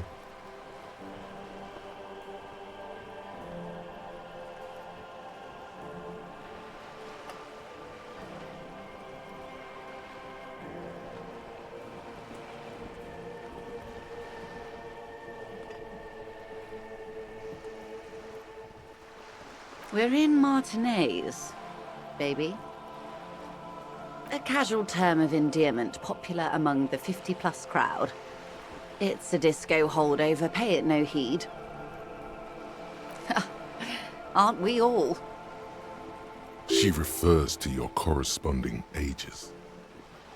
Martinez is a district of Revachol. A very small district tucked away near the industrial harbour, north of the 881 and Jamrock. You would be excused for not knowing about it. Unimportant, they say. Forgotten, even. Shelled to smithereens during the Revolution. It has its charms, just not this time of year. I'm not a good ambassador. I've only been here once before, as a teenager. Not a lot has changed. This place used to be a province, a workers' resort before the city swallowed it and the artillery did its work. The reeds are the real star of the show here now. The further down the coast, the wilder it gets. It's not really a sea, it's the Bay of Revachol, and the bay feeds into the ocean. Yes, we're on an island in an ocean, the world's largest body of water, the Insulindic. Known to the early Revacholians as Les Immensités Bleues, the blue immensities. Vast, lukewarm and unknowable, flowing. Caillou, as you already know. Imagine a pebble, A smoothed-over pebble amidst a great blue sea, misshapen, cracked. The cracks are the River Esperance. We're in the delta of this river, on the 6th branch, the Martinez distributary. It is clear this pebble is of enormous value to her, and to humanity at large. I would be happy to. What is a preposterously expensive education? We're in Martinez. Babe, Martinez, you would be excused for not knowing about it. Unimportantly, Revachol. Revachol is what you call a city. The great kind. As if it's self-explanatory, beyond patriotism, a fact. History detective. They built this city to resolve history. Our part in it, at least. Our centuries. The nations of the Occident, or migrant workers from Seminine and Ile Marat, depending on your creed. In the DeLorean century, 380 years ago. They say it's where the terrible questions of our time will be answered. The tensions are highest, the fault lines deepest. By that I mean conflicts. Ideological conflicts. The stuff of men. We are standing on a fertile, self-sufficient island able to sustain up to 200 million people in the middle of the Insulindic Ocean, the world's connective tissue. It's where the money is. I think it's fair to say so. Martinez is about... A collection of tall ghosts behind the water vapor, light reflecting off their glass windows. 22 kilometers from the center of the world. That soldering iron is the bank of the world building. The bottom floors are Insiacom. Coalition government, Insulindian Mission Command. Silence. She lowers her hand. The water, the light. It's as though you're seeing it for the first time. There is no recognition, only the immensity of the sea and the cold radiating from it. We are where we are. I have no truer answer to give, unfortunately. This is one thought you need to complete. Where are you? Was there something else you wanted to know? I remember something about a lowdown. This has been informative. Thank you, ma'am. I'm sure my memory-impaired partner has many more questions to ask, about even more fundamental aspects of reality. Might I suggest not asking them all right now? Ma'am, Messier will be here later too, and tomorrow. Isn't that true, ma'am? Absolutely. My commitment here is long-term.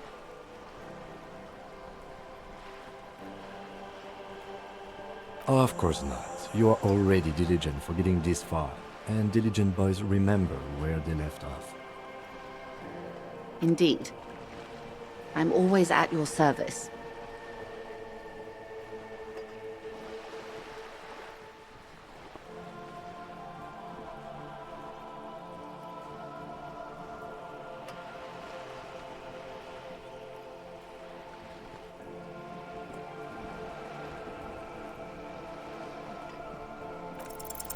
It remains a mystery what you mean by this something close.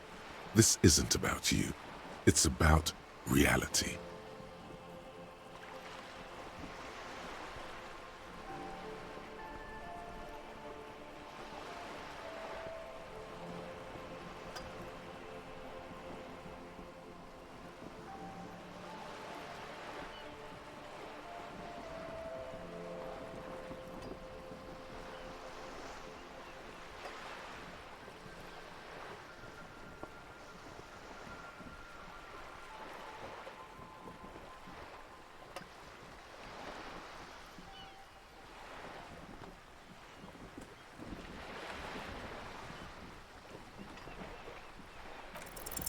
A strange coldness comes over you as you look at the world.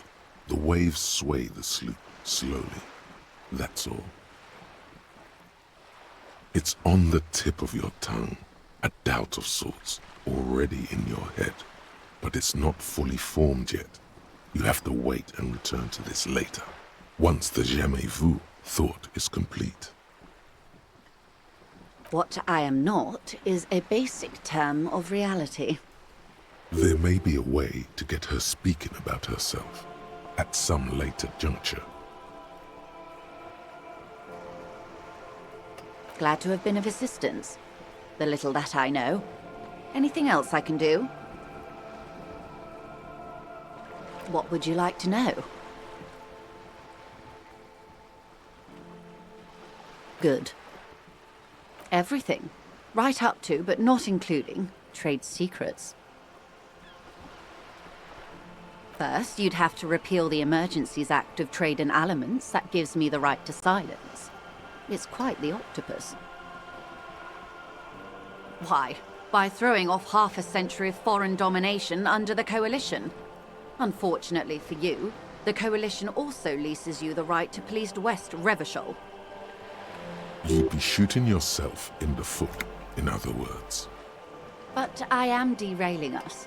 You wanted to know about the strike. I believe the official title is Senior Labor Negotiator. In practice, I'm a grocery clerk.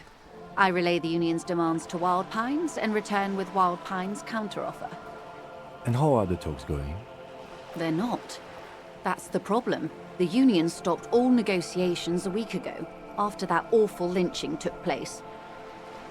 Wait, she just admitted that the lynching and the strike are connected. Now they won't even let me into the harbour. There's a 2-meter-20 racist behemoth blocking the gates. What can I say? The union employs a giant covered in tattoos. A racist giant. I guess that's part of their big tent organization now. Yes, I believe there is a connection, but that's a subject for later.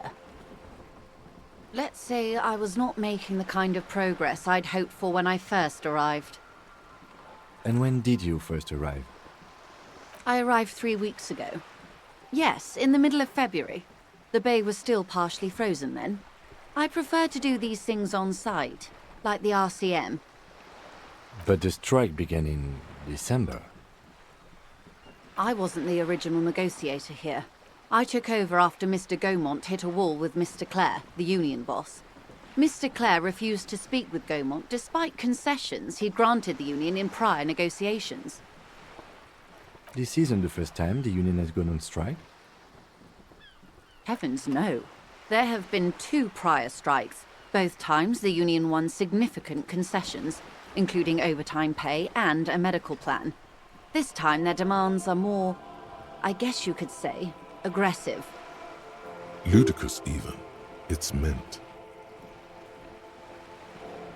Mr. Clare told him to... how did he put it? Fuck off, midget. Gaumont is short of stature, you see. Yes. Keep in mind, this is a negotiator Mr. Clare has worked with before, and who was more than fair with him and the union. There are leaflets everywhere, and banners. What did they say again? Oh, yes. Every worker, a member of the board. Most of the workers probably don't know what that means.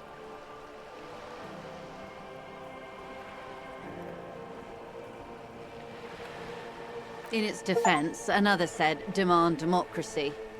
Pretty tame stuff compared to every worker, a member of the board.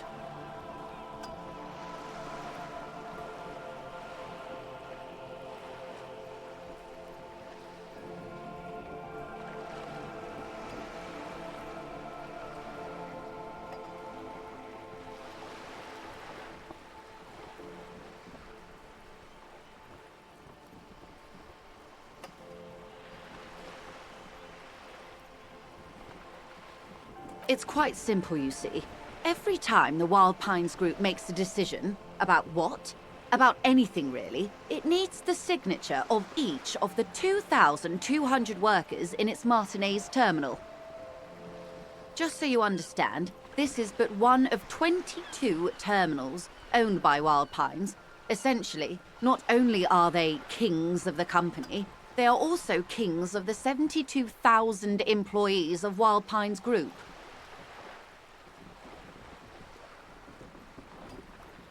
That may well be. It's not up to me to decide who is king, but as negotiations go, it's not a swell start. I'm not sure. Naturally, I assume that was just their opening position, a hard-nosed tactic with a side of mockery. But there's been no follow-up, just the same nonsensical slogan repeated over and over again. And now, people are getting lynched, I hear. Behind the whirling in rags.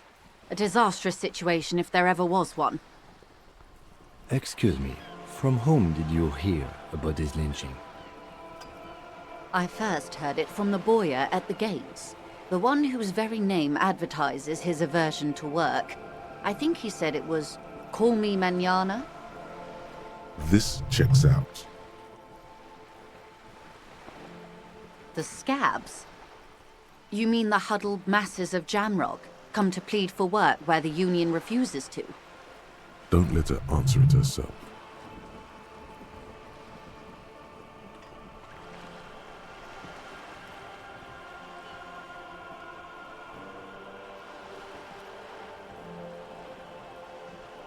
If these workers were organized by Wild Pines or its affiliates, then it would be a company secret.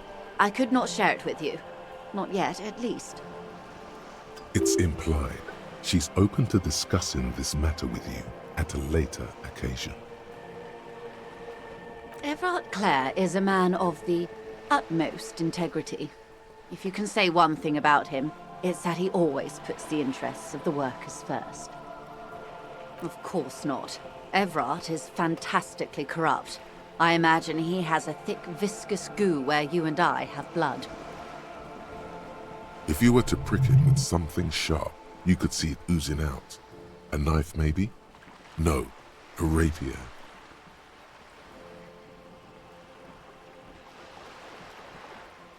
Oh, heavens no. We get along just fine. Yet, now that you mention it, I can't stop imagining that black treacle just dribbling down his double chin. He is the most corrupt individual I have ever seen, and I deal with men like him for a living. If there is anyone more venal, more irredeemably nepotistic, then it's his twin brother, Edgar. Yes, Edgar looks exactly like his brother, except for that lazy eye. He also talks exactly like Everard does, and when one's term as foreman is up, the other takes over. It's how they circumvent the term limits, you see, with a funny little switcheroo. While in office, they've embezzled God knows how much of their workers' dues. The Débardeurs Union was once a perfectly normal institution. 20 years ago, anyway. It must not have been easy to establish under the Emergency Act, but they did it. I can respect that. Organised labour at its best, as they say. Then something happened in the local chapter elections. The brothers Clare came and transformed it into a... how do you say? A mob. The Débardeurs are a crime syndicate. Sad as it may be, I suspect we'll be forced to cooperate with them. Refreshingly honest, officer. The company has tried appeasing in the past, but I'm afraid our concessions have only emboldened Everard and his brother. And your opinion, detective, if I may ask? I'm a curious and talkative person, you see. Would you say the Débardeurs Union is...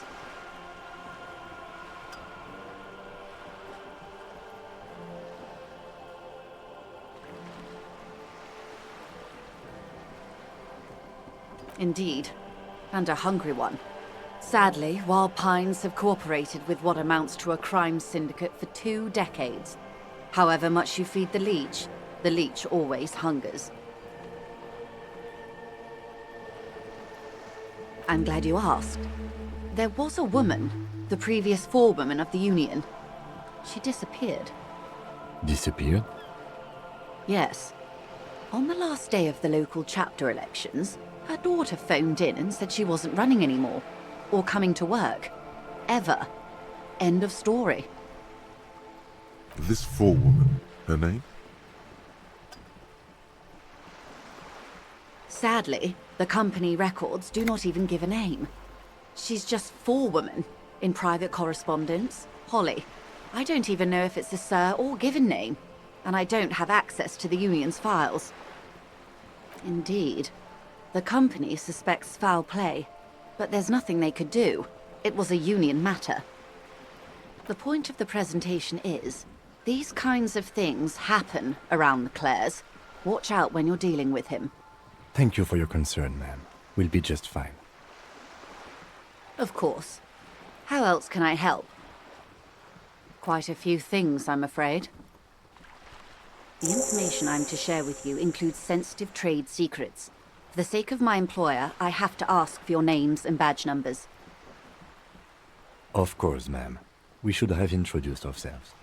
I am Lieutenant Kitsuragi from Precinct 57. And this is my colleague from Precinct 41. I'm afraid he doesn't have his badge at the moment. I hope mine will suffice. How curious.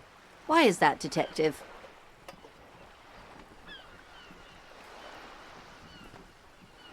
I see.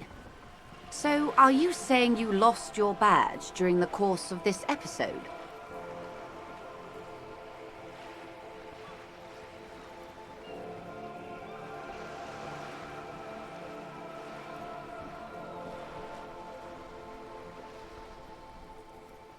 I can't hear you, darling.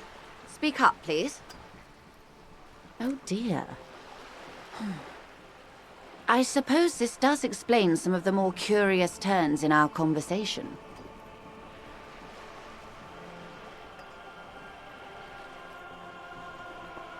She must have been suspecting something for a while now. As I said, ma'am, his technique may be very unconventional, but he is an officer of the RCM. Of course, I sympathize, but I'm afraid I simply can't share anything more until I've seen that badge. Hang on. She's a professional negotiator. She should be open to some sort of mutually beneficial arrangement.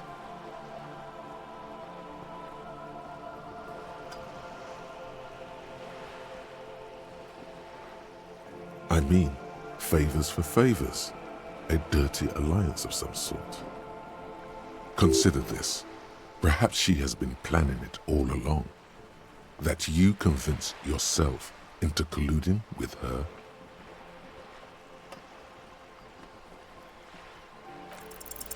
Feelings will guide the way. I assure you, it is no small matter for me either. We all share the responsibility for disarming this situation. I hope you have a badge for me as soon as possible.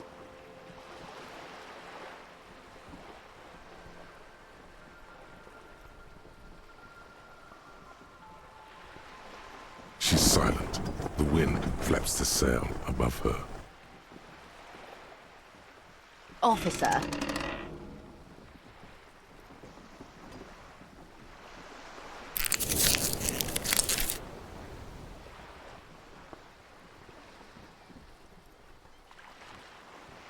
You know, I don't mean to sound cold, but if you want something, you have to give something back. More than just guilt. You're doing it. Despite your own best efforts, you're still getting in. I'll be frank with you. If I'm going to break protocol, I need to be able to justify it to my superiors. They're going to want to see something tangible. The Union is conducting drug trade out of the harbour. It's an open secret in Martinez. Surely it must not come as a complete surprise to the RCM either. Perhaps it's time to look into it. Or you can find your badge, which honestly seems like a lost cause. Detective, a word in private before we continue.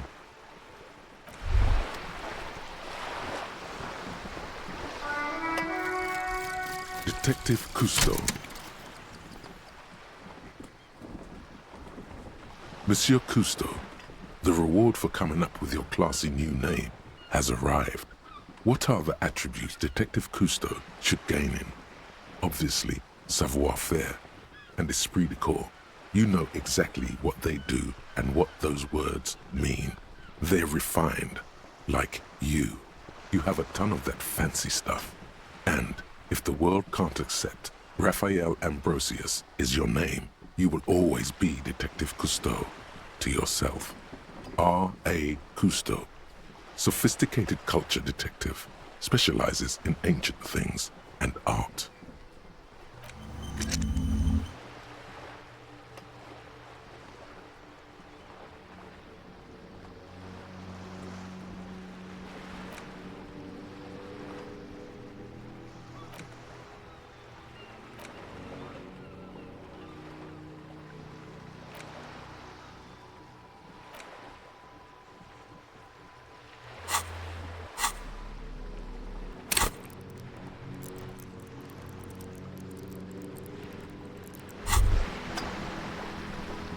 Hey, psst.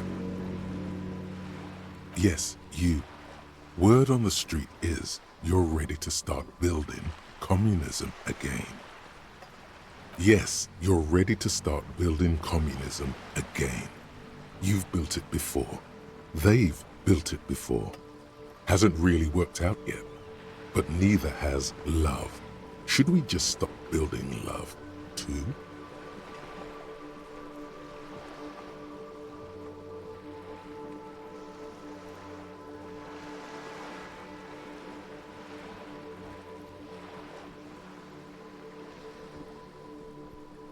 Good. We need tender men like you building gargantuan communism.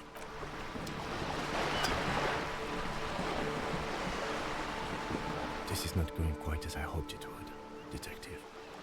Honestly, I was expecting you to use your unorthodox technique to keep her off balance and, not volunteer us to be her henchman.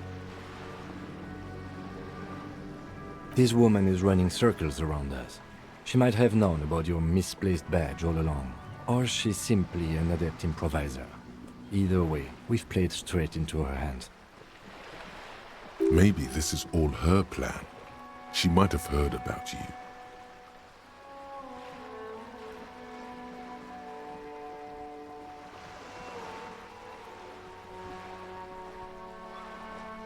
No. If there is reasonable suspicion, we must investigate.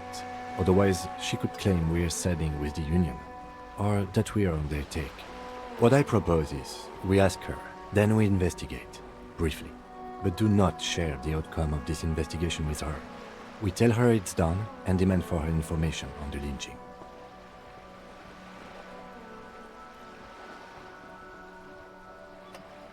I wouldn't go that far. Her reaction did come off as sincere to me. I think she's just quick to adapt. She's a professional, after all. Oh, that would be fantastic, but do we have the time? The world is large and your badge is 8 by 6 centimeters. The situation might have changed drastically by the time you locate it. You could request a new one from your station, but that would literally take months.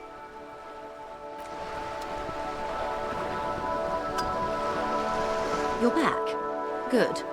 What can I help you with?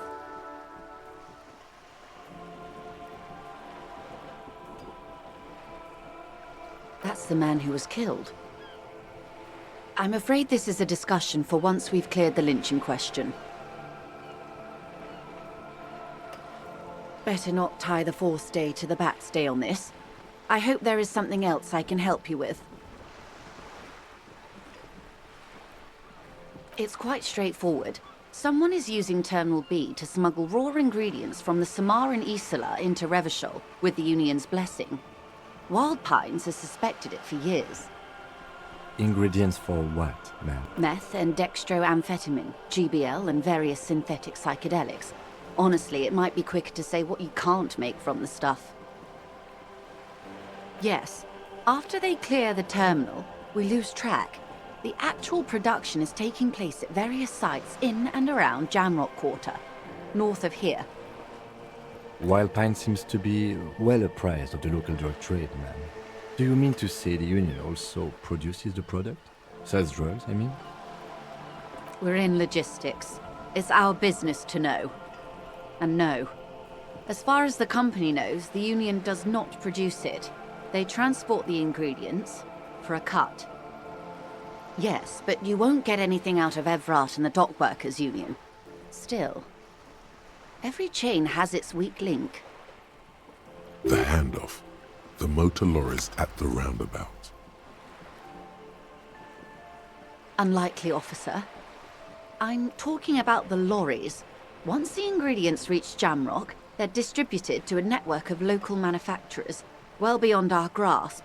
But in transit, they may be vulnerable. How convenient that they're stranded like beached whales at that roundabout. Perhaps you've noticed that a number of lorries are tangled in a traffic jam at the roundabout just now. Interview the drivers who are still hanging about. One of them might be waiting for a crucial shipment. Her irises are light green, like the river Esperance in bright daylight. I'll be explicit. If you find this driver, I will share company secrets with you. Uncovering Union secrets could also give you an upper hand when dealing with them. We did. On more than one occasion. Apparently, there's some sort of inter-precinct disagreement about whose jurisdiction this area falls under. We know the company has launched its own probe into the Union's alleged involvement. We also know it's come up empty. It's not just the RCM. No one's been able to find any hard evidence. Well, here's your chance, officers. No. We asked East Motor Track to raise the drawbridge. The road company is a partner of one of our subsidiaries. However, this is a limited time opportunity. Once the complaint has been processed by the Trade Committee, they'll have no choice but to lower the drawbridge, and the operation will continue. Thousands of litres of raw ingredients will pour onto the streets of Revachol. Not the east across the river, but the west. The vulnerable, the weary. Well, at least this solves one mystery. What is that, Lieutenant? Why I had to call East Motor Track and beg them to open a drawbridge for me. I'd wondered since I first drove in, on my motor carriage. I am sorry for the inconvenience, Lieutenant Kisaragi, but we need them trapped here. This is a unique opportunity. I'm sure you understand. How do you think they're financing this strike? There are thousands of unpaid dock workers going strong for the 4th month straight. There was a shakedown of local businesses preceding the strike. Many were squeezed to bankruptcy to fund it. With all due respect to these desert cacti, the contents of a few cash registers cannot provide for 2,000 men. The local businesses can scarcely provide for themselves. Precisely. Smuggled out of that very gate at night, most likely, then loaded onto lorries and driven to Jamrock.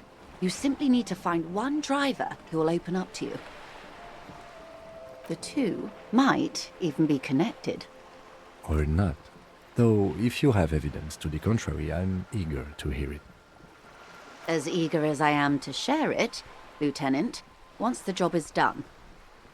Yes? Excellent. According to my reports, there are at least 3 lorry drivers lingering near the roundabout. Hopefully one of them will know something. It may come to nothing, or it may just blow the case wide open. I can keep the drawbridge up for a few more days at least. You should have the time you need. In the meantime, let me know if there's any other way I may be of assistance.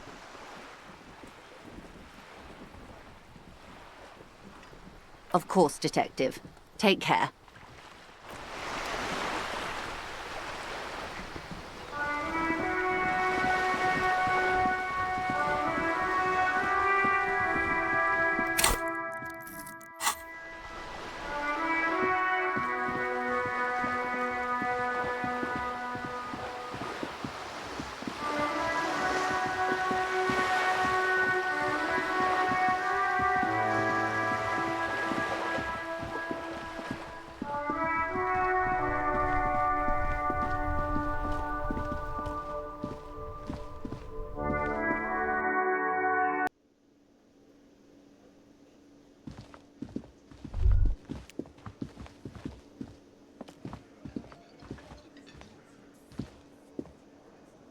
Yes? The theme on that pinball machine is a standard royalist theme, used on everything from pinball cabinets to full-flavor cigarettes. Clinging to a picture book version of the past century, waiting for the king to come back and cast out all the profiteers and homosexuals. Basically, imagine a yellow plastic crown with a liquor brand emblazoned on it. The contemporary period stands still. The fated carousel of progress that doomed the royalists is itself winding down. Our time is decelerating into what no one knows.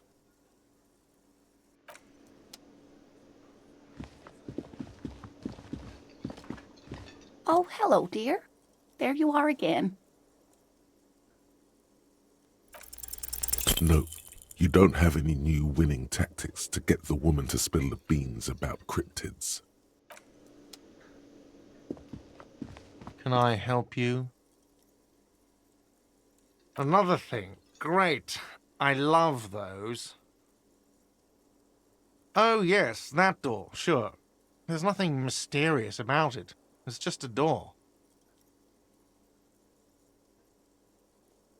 No, I don't have a key. I don't know how to get there. And I don't care either. It's not like I've been wondering about it for 10 years. It's just a frit warehouse, probably. Or some boring storage space with a bunch of old junk and dust. Junk and dust. He's attempting to maintain an air of indifference. It's absolutely not convincing. Fine, okay, a little. But my job doesn't leave me time for wondering about one locked door in one of the cafeterias I manage. So, I haven't opened it. I have cleaned the whole place 100 times over, though, after the animals. And I haven't found a key, so good luck with that. Yes, and the phone company is taking its sweet time sending someone to fix it. Losers. Who told you that? Fine, yeah, it looked like someone had messed with the wiring. It was shortly after the hanging, but I don't know if it's at all related. Plenty of assholes around here who aren't murderers. If you do find out who cut the line, though, let me know, so I can forward them the repair bill. Yes?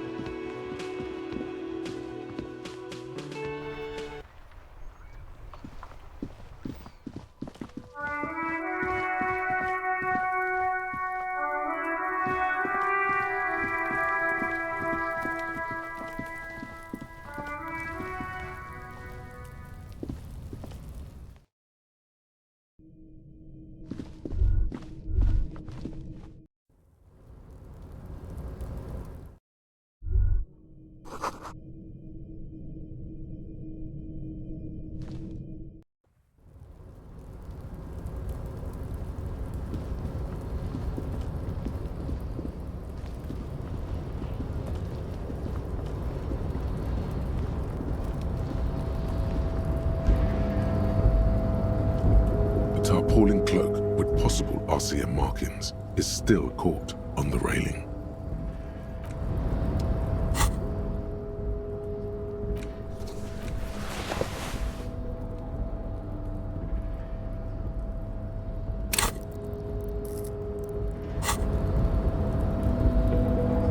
The tarpaulin cloak with possible RCM markings is still caught on the railing.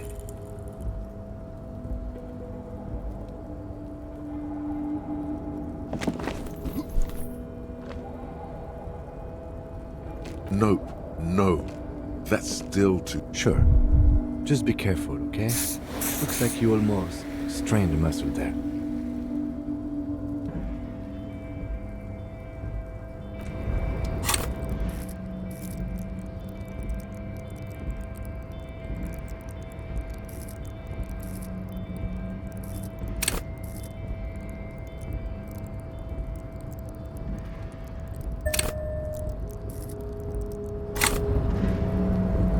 tarpaulin cloak with possible RCM markings is still caught on the railing.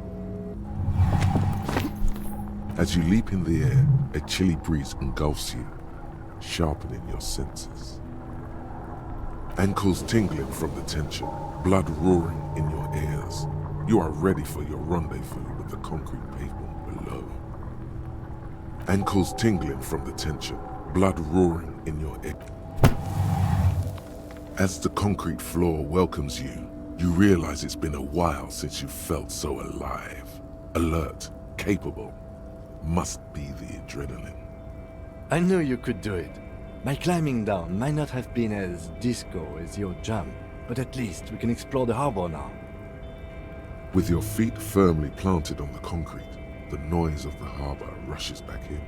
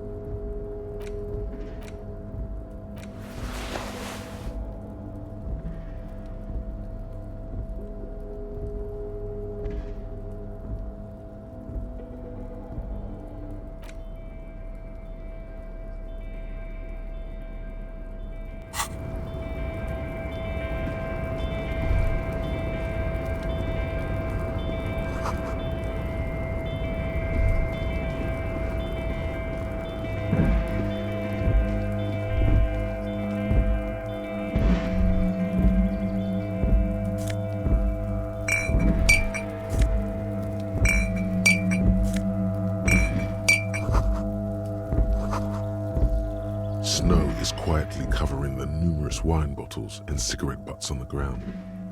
Someone partied really hard here. Well, yes, I think we can say with relative confidence that it was you.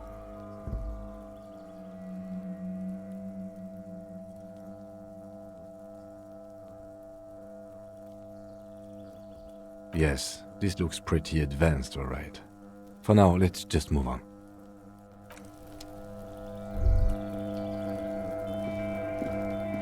This is the night watchman's booth. The name on the door reads, René Arnaud. Listen, it's okay to take a few minutes to yourself. Sit down and have a breather. If you must. But please hurry, we are pretty easy to spot up here. Nothing incriminating catches your eye. The cabinets are clean and their sparse contents meticulously organized. There's a framed photograph on the table. Looks like the inhabitant is rather pedantic when it comes to order. It's a black and white photo of a young couple out in a street fair. The man, René, is dressed in a Royal Carabiniers uniform. The girl is young and very pretty. She is smiling playfully at the camera. Why did you take that picture of René? You're really interested in that old soldier. Not sure I understand your fascination, but sure, as long as it doesn't take up a whole lot of time. The chair is not as austere as the rest of the booth. A thin grey pillow is attached to the seat, secured to the stiles by black ribbons. Stale air floods through your nostrils. Not a single mote of dust floats inside your lungs, though. The drawers are empty, save for old timesheets and receipts. One small box, however, does hold some cheap painkillers. They are slightly out of date. Oh boy, where to start? Elevated risk of dementia, mini-strokes, prophet's disease, sudden death, hair death, erectile malfunction, critical flatulence, watery blood, black mucus, uncontrollable weeping, increased sensitivity to La Opera, inoperable joint disorder, total spinal collapse. Don't think about that. Quick, think about something else.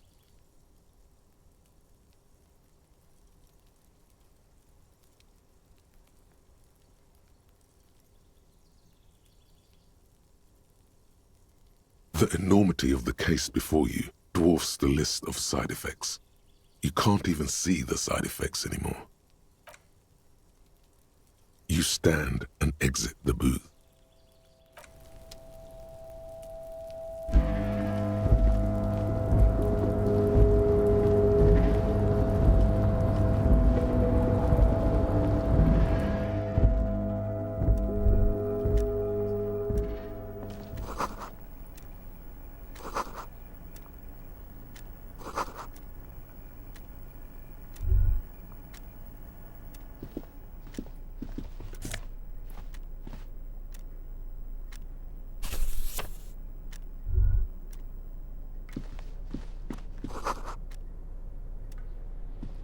On second glance, someone has forgotten to properly close one of the drawers. It's unfortunate for the Union to just leave their paperwork lying around like this. Let's see what's inside, he thinks. The drawer opens smoothly. Inside is a well-organized selection of brown folders. Hundreds of documents containing logistical data. Two kinds of transactions stand out. Materials coming into Revachol from the outside world, from Muindi, Grad, and even Ilmara. And the same materials being handed over to companies inside Revachol, Kuron, Coal City, La Delta, and Jamrock are listed among the many districts where the imports are being sold. It's hard to make sense of this thicket of company names, dates, quantities, and percentages. You try to focus, but the lines are getting blurry. The drawer slides shut.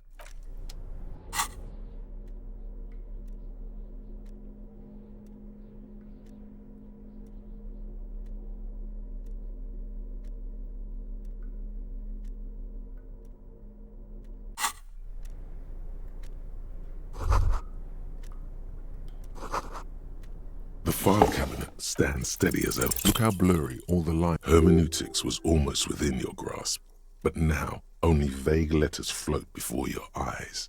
Less meaningful, but aesthetically more pleasing. The drawer slides.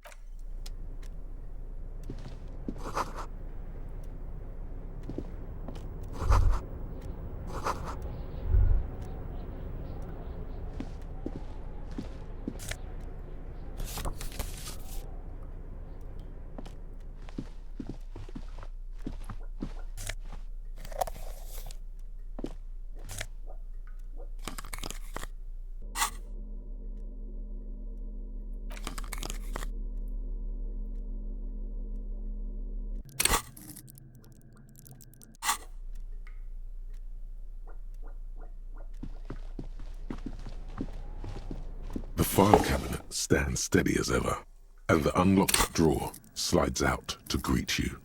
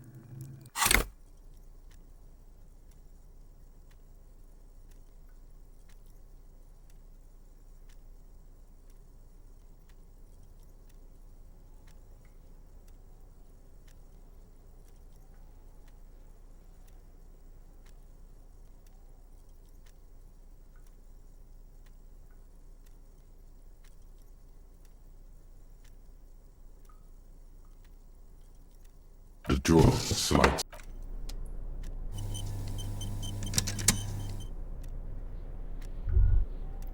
The file cabinet stands steady as ever, and the unlocked drawer slides out to greet you.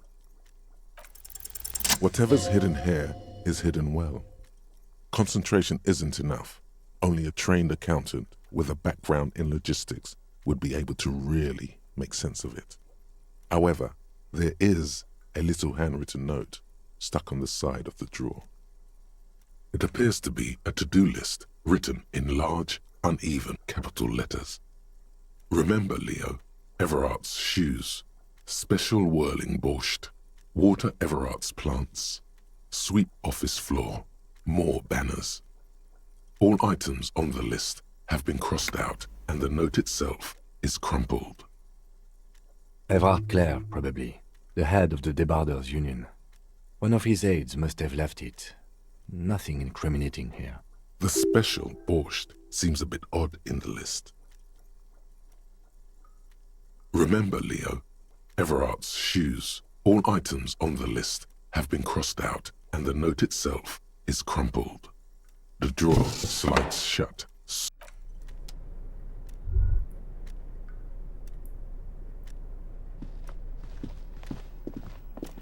An imposing combination of a punch clock and a payphone is looking down at you from the wall. A note on the side says, "Tokens unavailable due to strike. Use change." The machine swallows your coin and seems to be waiting for your next move. Your fingers run over the dial pad. 005. That's the dialing code for Revachol. 4952, and a moment of hesitation before entering the final numbers. 993. Calling. Calling. Still calling. Then... Video Revachol, 24-hour video rental. We rent 8 and 10mm film for home use. This is Lamy. How may I help you? The voice of a youngster on the other end sounds as enthusiastic as that of a man walking towards the gallows. Video Revachol is a 24-hour video rental. We rent 8 and 10mm film for home use. This is Lamy. No. Sir, I don't know. It's a video rental. Maybe you rent videos here. Maybe you called to extend your rental period? Do you need to extend your rental period? If you need any further assistance, you can visit us on the corner of Voyager and Main. I can't help you over the phone. Are we done? The call is terminated by the other party. You're left with the discomforting sound of the disconnect tone. The payphone hangs mutely on the wall.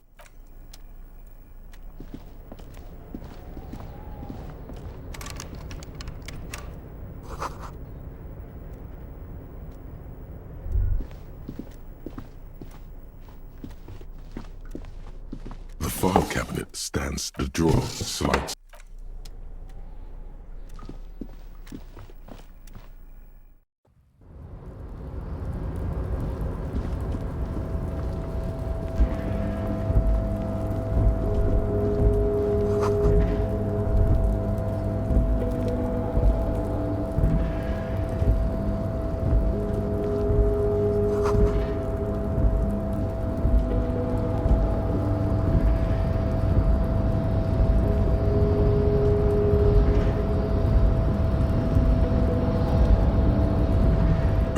Control panel with several knobs. 2 buttons marked Marche and Arrête are faded with use. It seems to control the large crane above. A container is attached to its hook block. Marche. On. Arrête. Off. With a loud grind, the crane shifts overhead, moving a massive metal container through the air.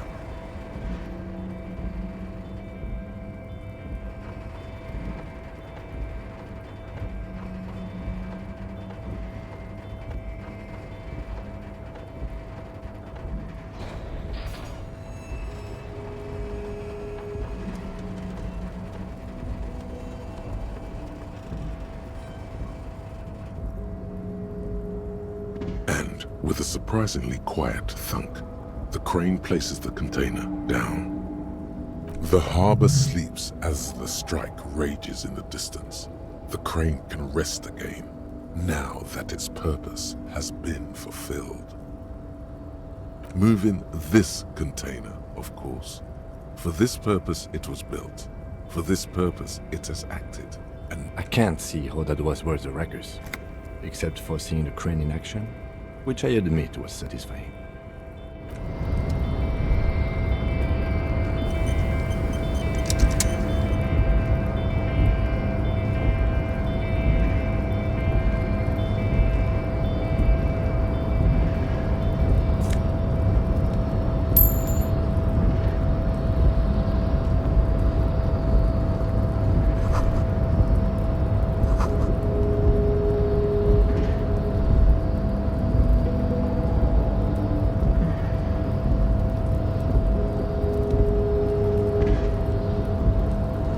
Before you stands a cargo container, just one of many in the yard. Is this like your thing with that wall again? You do? Because I don't. There are a million containers here. Why are you fixating on this one?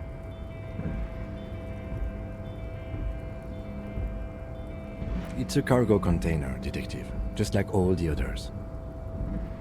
We are not here to interact with containers. We are here to interview the Union boss. No reply. The knock produces a hollow ring of metal. You attempt to turn the handle, to no avail. The doors seem to be mechanically locked. To your left, the lieutenant considers your actions with some puzzlement.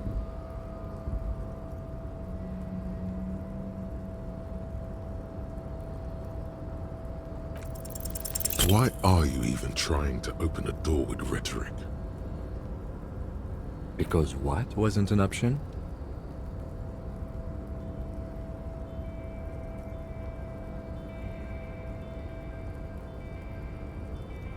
Are you satisfied, Detective?